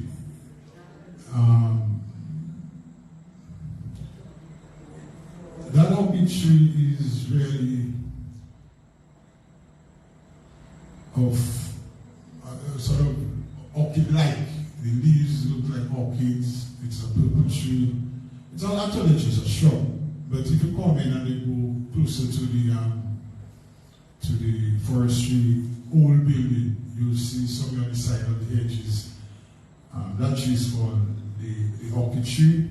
It's from the Bohemia species, and it's shaped like an orchid. It really has been. As we move further, like most visitors at the gardens, they would see what you refer to as the banyan tree. Now, the banyan tree is the main tree that has the aerial roots coming down into the ground, and it's one of the main areas where the tourists assemble and look at that tree, that banyan tree.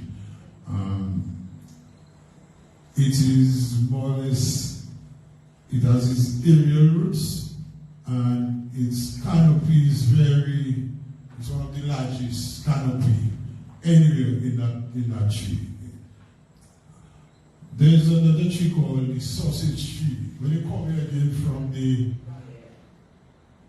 the same Bath Road area, there's a tree that is shaped like a sausage.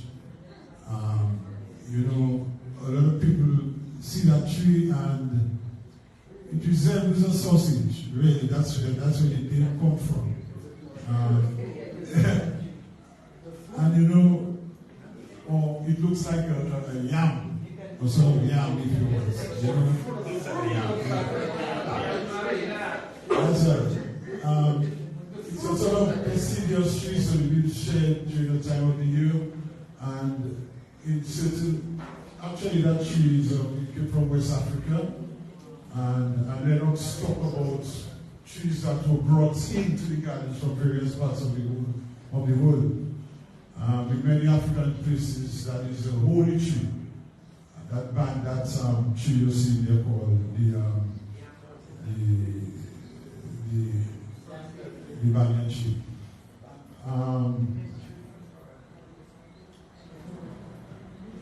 We have also the African tulip. Coming again from the Baffin area, you see sort of lighted orange at the backdrop on the Mount Brazil. Some trees that are growing, which is called the African tulip tree. It has a flaming red flower, so you cannot miss it. Pipi tree. Huh? Locally, some people use it and they call it like the pipi tree. Or the pipi tree, yeah, sorry, the pipi tree. And that tree is really in the family of Leguminosae, and that tree was brought also from Africa. And that tree can be an invasive tree.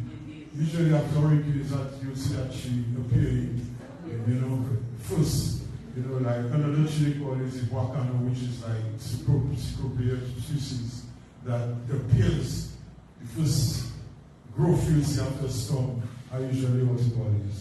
That tree and the African tulip tree.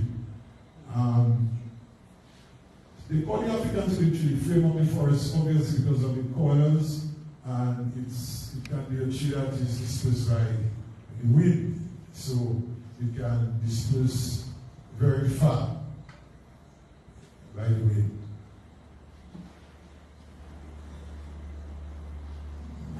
Then, of course, we know the endemic tree to Dominica, we have it around the forest office. We're inside the small forest office, which is Boakari, Sabina Islands, which is Dominica's endemic tree only found in Dominica. But that is a tree that usually grows along the west coast and lights up the west coast. It thrives in dry areas along the west coast, and it is very endemic. It is endemic to Dominica. Of course, we recognize that tree as our national flower, and that tree too is deciduous. Of course, in 1978 it was declared as that, as a national flower. Then there's another tree when you're coming up from the banyan or the ficus tree here, and you're coming up on the left. That is a neem tree. Just after the hurricane, I think we transplanted a neem tree at the gardens, and that became a neem tree. We know the neem, for those of you that know the neem tree, it is good for high blood pressure, the leaves are used, and also for diabetes. I still be not agree. But it is, some of the leaves can be used for high blood pressure, and of course diabetes. The neem tree. It's not anymore. After Maria, it's not anymore. But I don't think that tree is there again. It's fair. That's what you're telling me. Yeah. Right. But I know there used to be that tree there. I cannot miss it.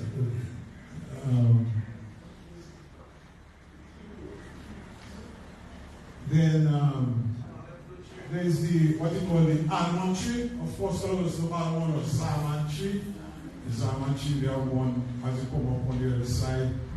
Clearly around the convent hedge. There is what we call the salmon tree. The salmon tree fry very well, although it's actually the gardens, but they do very well in sandy areas along beaches, and they're good for kind of limiting the salt from the sea. And also, we know the salmon, before the salmon fruit itself, people used to use it for making, inside there's a kind of coconut, they used to use that for making what they call loga. I don't know if people still do that too. I just had one last week. All right. They call it the Indian zaman or Indian almond or the zaman tree. And it's a tree also from the tropical Asia region.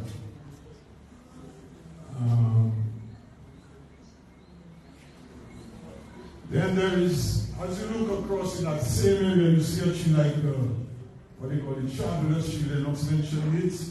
And he said there's only one remaining, but I think there's one just over the wall there. Beside the tree that, there was a tree, there was a organization that used it as logo on some of their books. I don't remember the name of that organization.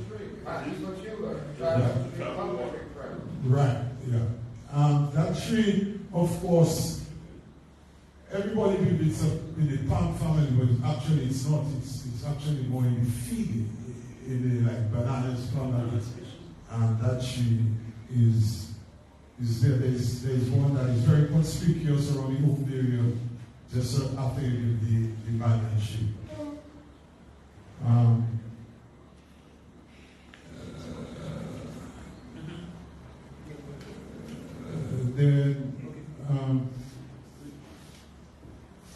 Then we have the up in that, around that corner, if you go around that corner, you will see there's a lot of bloom out. You see a lot of trees with flower, white flowers, some big trees in that area. Yeah.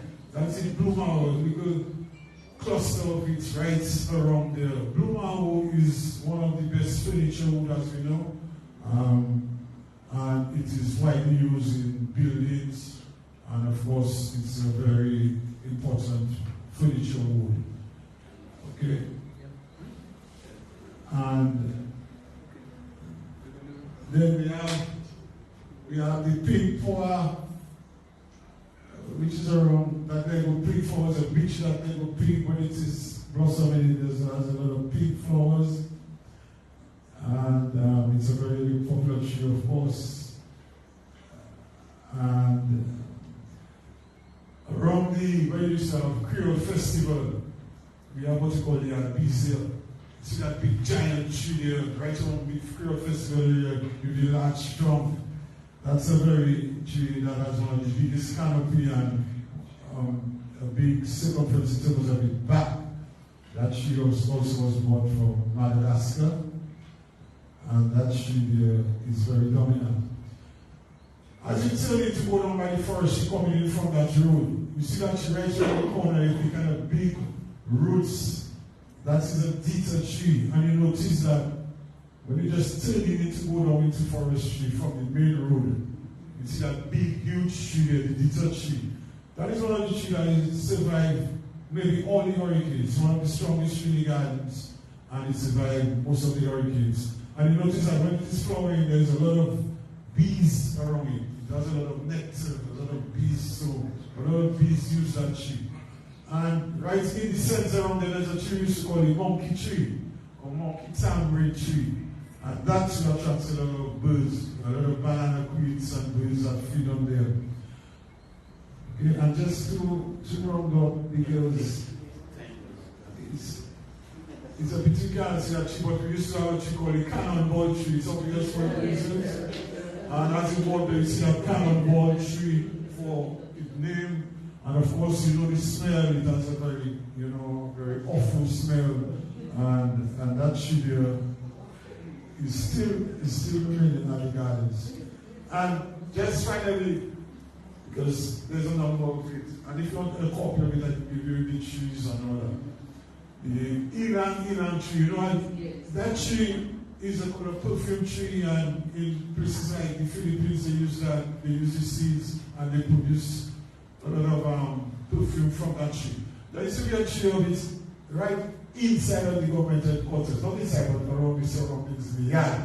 That tree, at the time of the evening, it has a nice smell. And even in Rose, when they pass in, that's where they call that Ilan. So, I just chose a number of trees, and sorry I didn't present it in terms of it so you can see that. And there's a very common tree you guys use as a small palm, or we call it the Christmas palm tree, or some people call it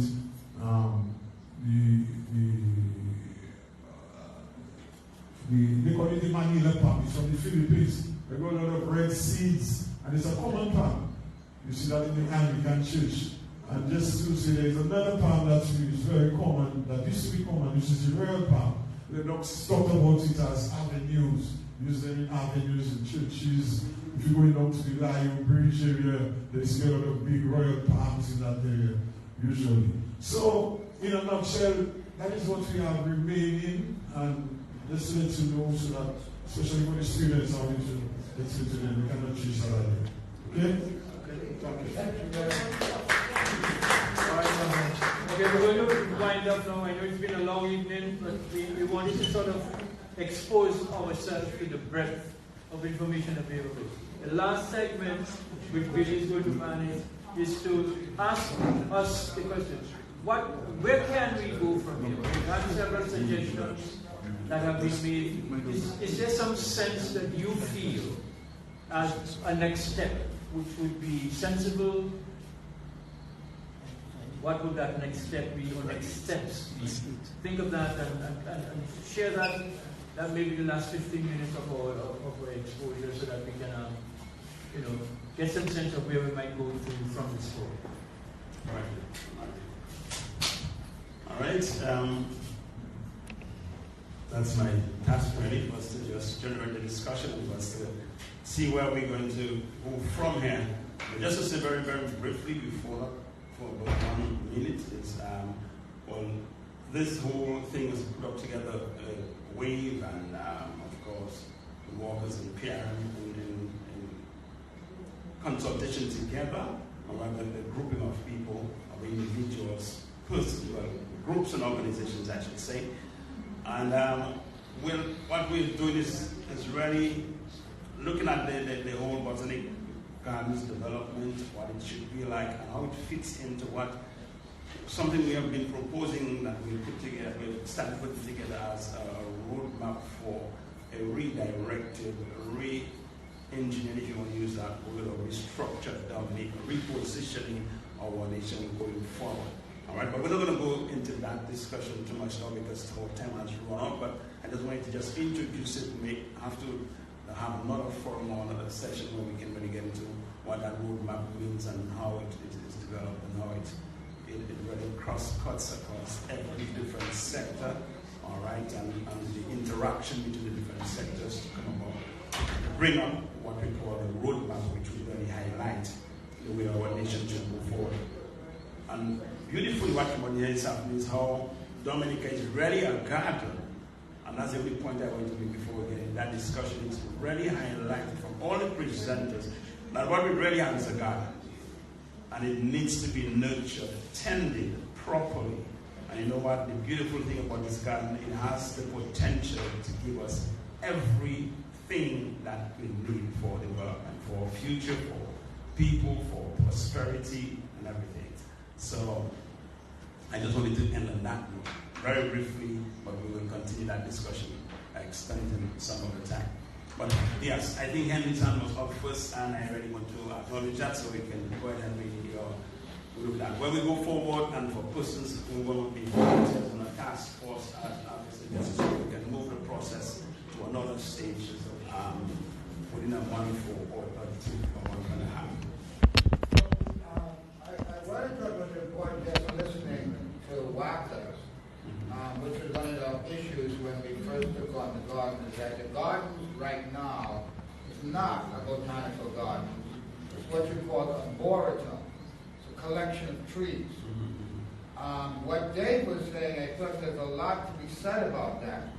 If the economic section is really in decay as it is now, you can really start doing elements of a botanical garden, which is like an herb section, which is a protein section. Start doing some of those plantings that's easy, and really start moving so that you have a different thing. It's not just lawn and trees, and we lose trees from things. Clearly there's a thing.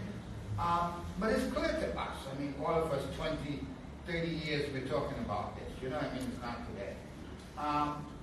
Unless there is the will of the people managing the garden, what task force you do. So right now, who manages the gardens now? Who really does Ministry of Forestry is still one. Who? Forestry is in. So the head of forestry is the manager of the garden, right? So it's about him. He does no limits. He can plant if he wants, right?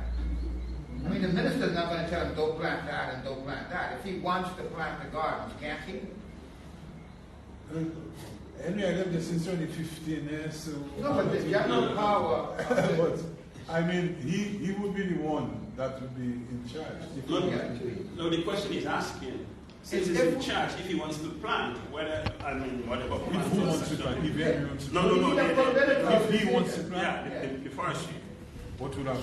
And can they go ahead and plant if they want to plant forestry in this area? Well, I'm sure if they're the managers, I'm sure if they have approval for planting or replanting, they can. The question is, has they done it?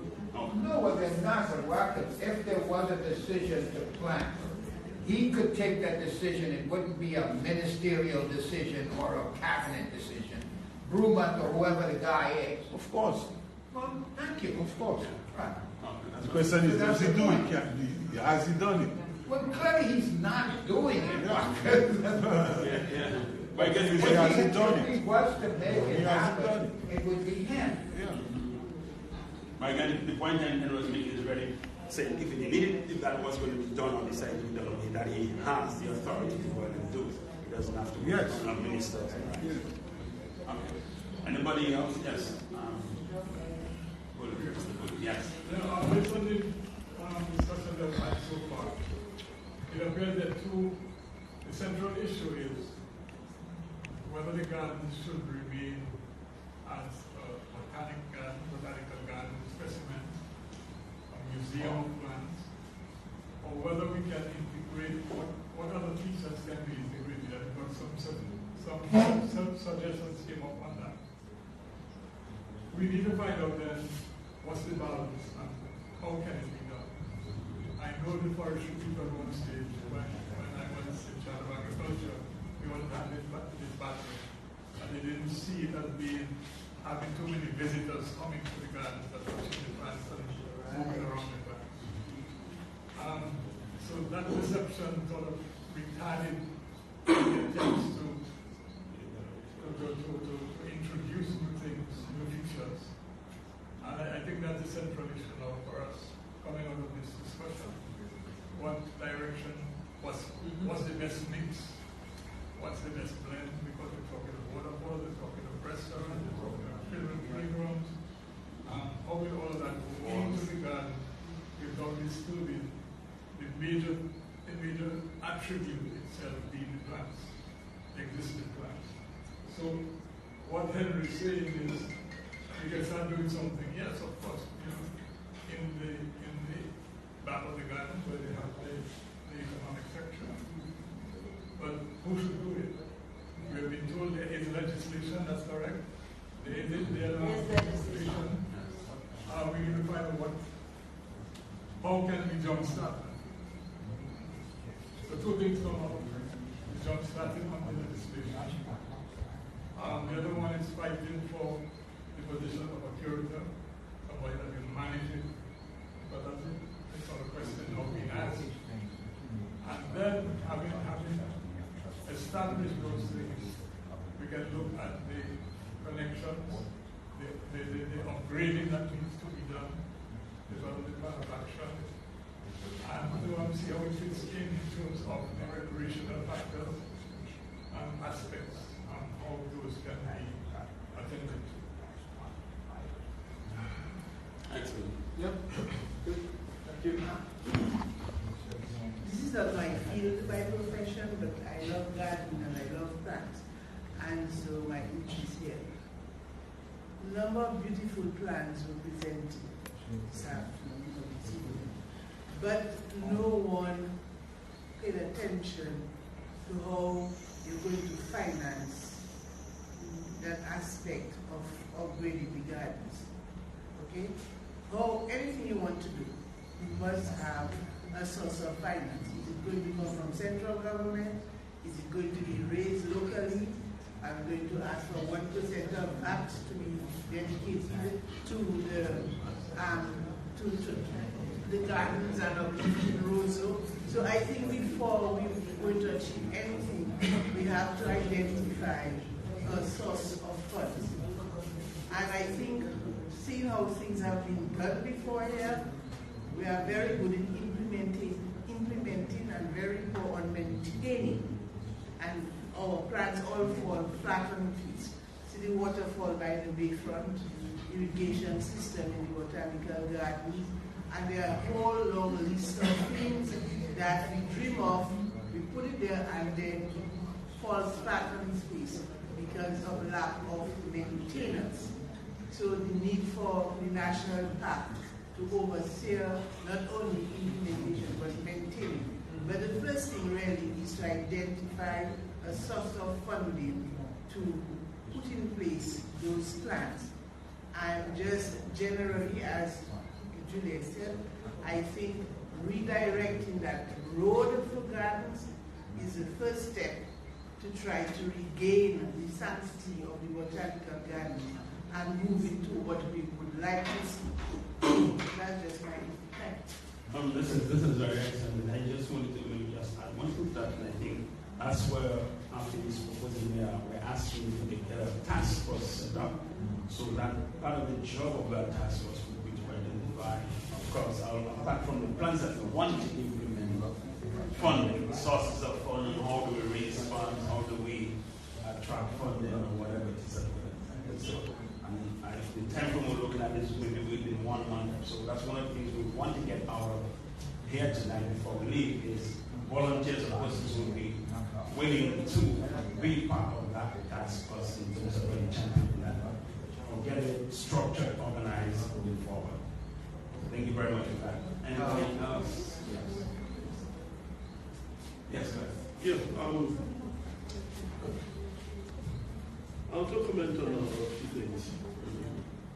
And I believe the first thing that probably needs to be done, if it's not done yet, is that the recent plan that I heard was going to take place in the gardens, that is shelved. If it's not, then some group of people need to ensure that it is shelved. Because from what I heard, it's contrary to a lot of the things that have been said here. I agree. The second thing is that we have to take possession of the gardens. And we talk about the link road, I agree to it. But we also have to address the Convent High School problem. Yeah. This gentleman here knows about that. When you're doing the Rosary development, there's a plan to take some into the convent and the school to widen back road. Maybe we'll have to give up a little area between where Afi had his office and the convent so that people can stop to pick up their children rather than do it in the botanical gardens, because they should have traffic in that area at all. So that's the second thing for us to consider. That is something that, since there was a plan for the road already, and a plan for the road and back road, that's something that we can push to happen right away. But the third thing I want to talk about is that, we probably need a new model, or look at a new model of doing things. In my opinion, when people can do things for themselves, they should do it rather than allow government to do it for them. And when you have people involved in the development of the country, then I believe you get a better chance of success than anything else. And too often, when we want to do something, we always depend on government. Government. And that is one of the problems we had in the days of the Charles, a cricket. Now we have a golfer and the senators, and in time to come we might have something else. Right? And I look around, I have lived other places, and I just jumped 2 islands down, St. Lucia. In the OECS, it probably has the most vibrant national trust. They control Pigeon Island. They control Fordo. They control another island, I can't remember the name of the island. And they raise their own funds. When I was in St. Lucia, the National Trust was talking about, we cannot have the jazz festival there anymore, they're mashing up the grass. And they had to come to a compromise. That that when they finish, they're going to make funds available for them to rehabilitate the grass and things like that. Probably soon they're not going to be saying they're marching up Portsmouth. So I think we need to probably look at the solution model, a national trust that can handle, take care of the botanical gardens, the culprits. I know at one time I heard something about a Bayfront trust for the post office and that they control the divide the Bayfront. But I think that is now under the jurisdiction of the Port Authority now. But there are a number of things the National Trust can do. In St. Lucia, it deals with the preservation of culture, historical buildings, and this and that. They can go and they buy and sell. They have summer camps, they have educational programs. And I believe we get established, and it's done by Parliament, an Act of Parliament, 1975. And they had champions, people like George Hodlum was involved in it, a politician, who was his friend. Okay, so they had champions of them that would deal with the politicians because they had to pass the Parliament. But as soon as it was done, it became an independent organization. They do probably get subventions from government, they have membership, they raise funds, and they do a heck of a lot. And I want to believe if we organize, and that is probably the last thing that will take longer, good bit of planning to do, but take it out of, get a subvention from government, 1% of sales tax, or 0.5%, whatever it is, a figure that you just know it's part of legislation, and no matter which government comes in, we have that amount of money coming in. And I think we need to do that to address a lot of the environmental and issues in normally come over the long run. That's my contribution. Excellent. Very good. Excellent explanation, and I think maybe I would really that's a point. That's a rare point. That's a starting point. If we could get some people to agree to assemble around an idea like that, because from that comes a review of the plans that have been presented. But you know, a body that is considering becoming that responsible institution that would make sure that things happen, funds get raised, programs get started and maintained, and priorities get set. So maybe you put your finger on what might be one of the first things to be considered, to be proposed, to be set up. Lennox and others have had the experience of the Old Market Trust, and I think that's what you were referring to. What worked, what didn't, what lessons can we learn, and all the other ideas here. We had the planners tell us we don't need no new planning laws. That's right. What we need is a new initiative-taking institution that can actually take a lead. That's what I hear you say. Yeah, that's I hear. And that sounds like something fresh. We have quite a few hands that are itching to go up, so we're gonna have to do something. Okay, so let's take Mr. Isaac. I think I saw Ilby's hand before. Yeah, Ilby had actually come before you, so we'll do that, and then I'll come to Ilby, and then we're gonna go to. I'll be very brief. Yes. Before anything can happen, including extradition from this issue, we have to convince the government that we will not do something to the garden. If the government is not convinced that the garden should be developed in the way that we're thinking about it, nothing is going to happen. You understand what I'm saying? Yeah. Somebody has to sit, the chief forest officer, the PS of agriculture, the minister of agriculture, the prime minister, and convince these people, look, you know something, this is the best plan for the botanical gardens. And when they say, yeah, okay, I agree with you, then we can proceed to do what we have to do. But until the government doesn't give its support to this plan, nothing is going to happen. We can have all the money, all the ideas, all the plan. If the government decides they want to put a golf course, they want to put a golf course. What I'm trying to do is that we have to convince people in government that this is the best plan for the land. And once they agree, then we can say, if they don't agree, we're going to have a continuous battle that is just going to end in day battle.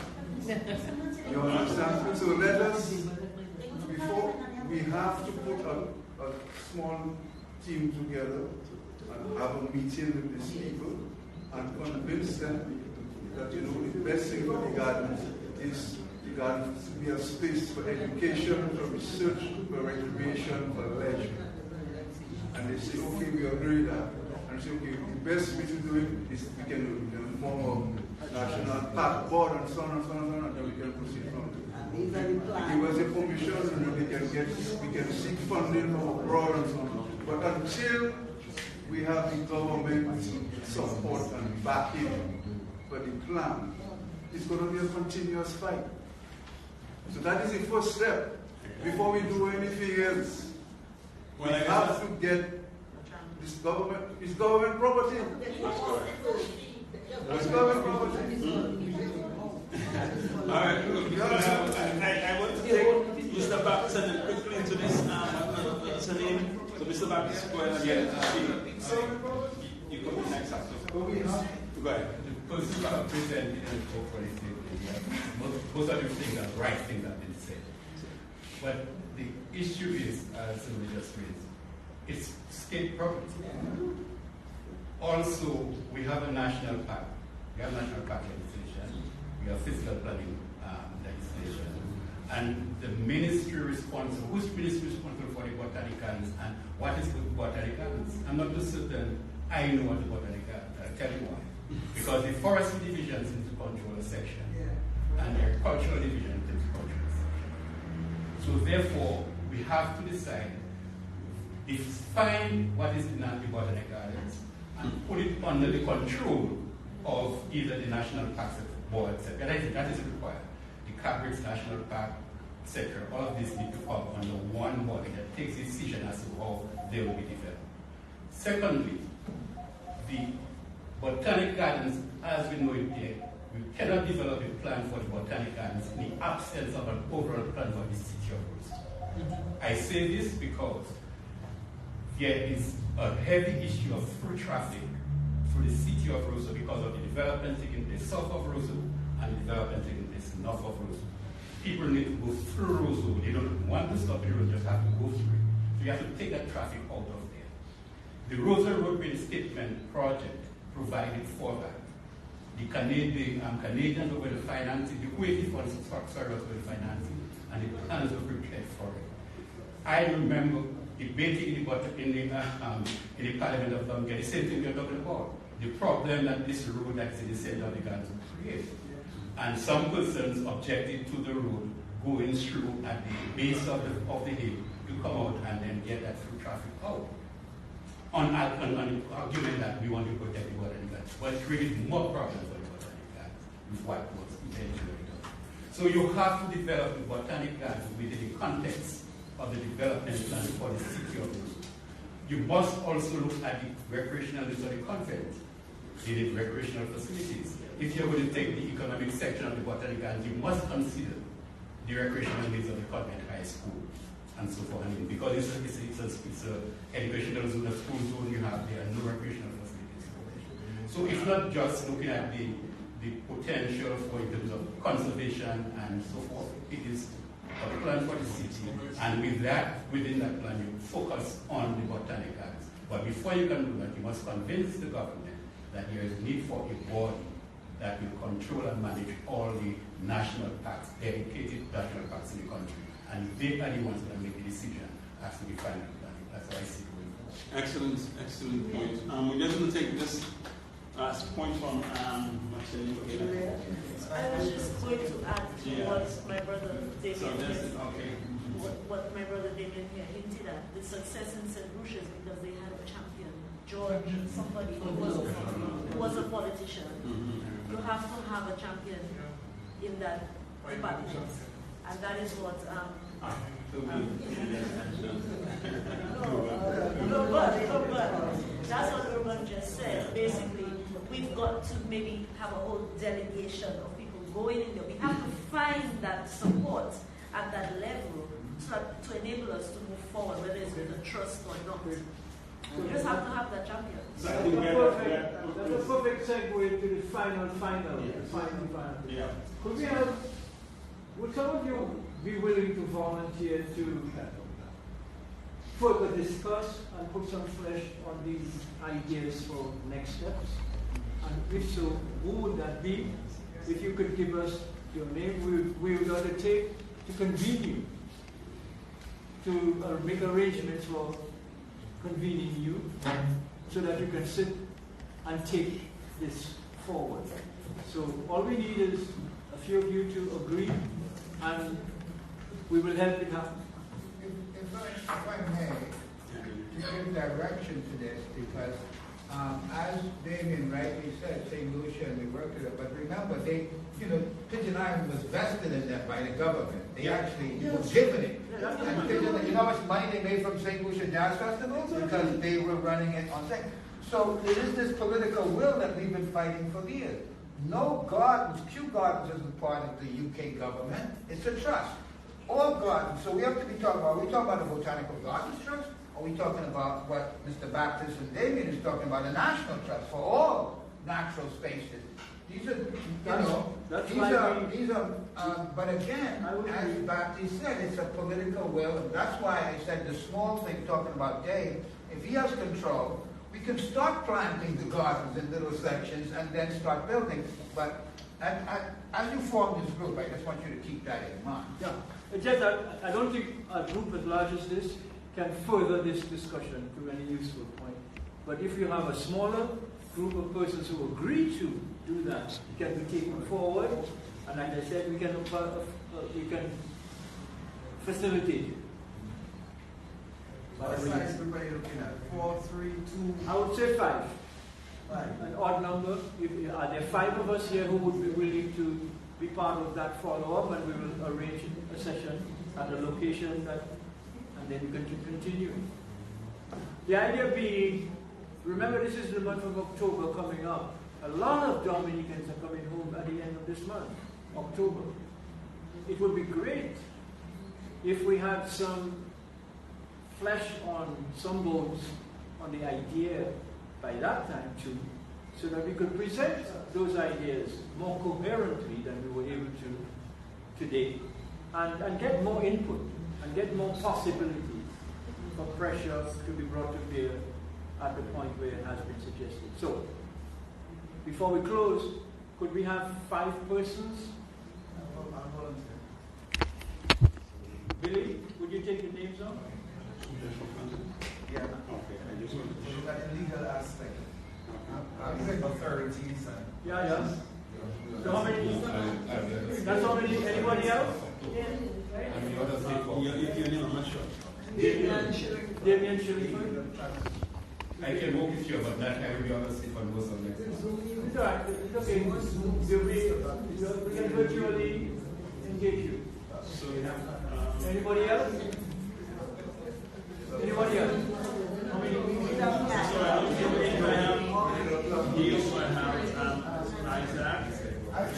I feel so committed to this idea. It's like 30 years in my blood. But before I get like Lennox, I'm totally throwing. Maybe this will Okay, so that's how many? Yeah. I need an agriculture person. Juliet what? Yeah, Juliet. I'm Juliet. Juliet. Okay. That's how many? And Ernie, he has the connections to great international organizations. So we have 5 people. Could you call the names? Okay, I have Joshua Francis, Damien Shillingford, Isaac Baptist, Juliet Fidel, and Henry Shillingford. Sorry, let me somebody. Oh, you're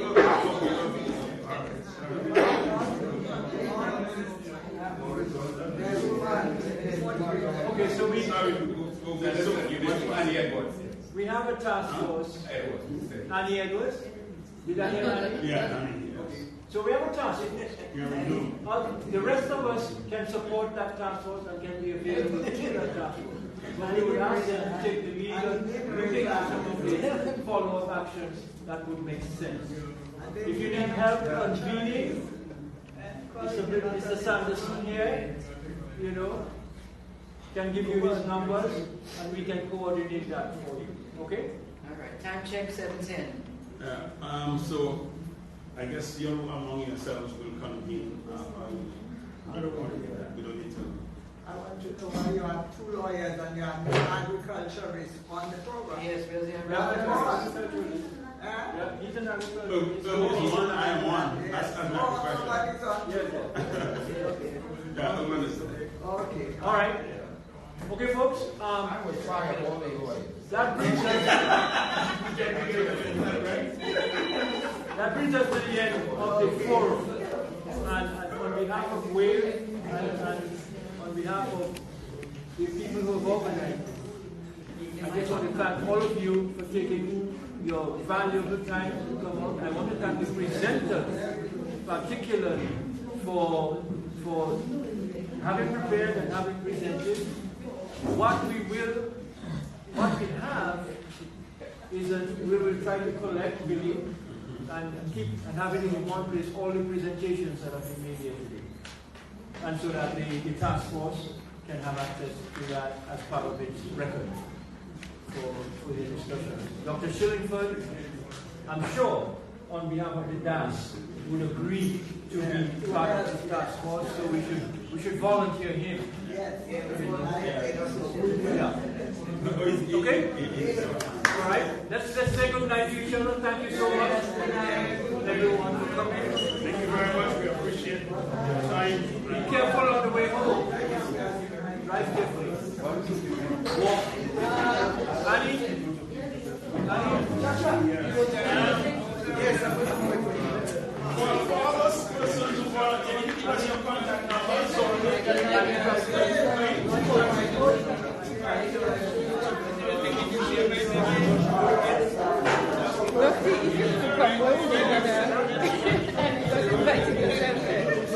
I ain't seen you so long that they come looking for me.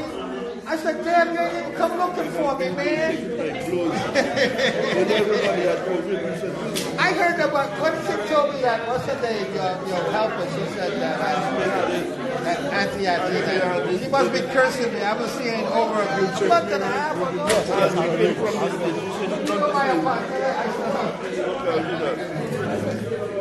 You do, long time, man. 80 years we doing this.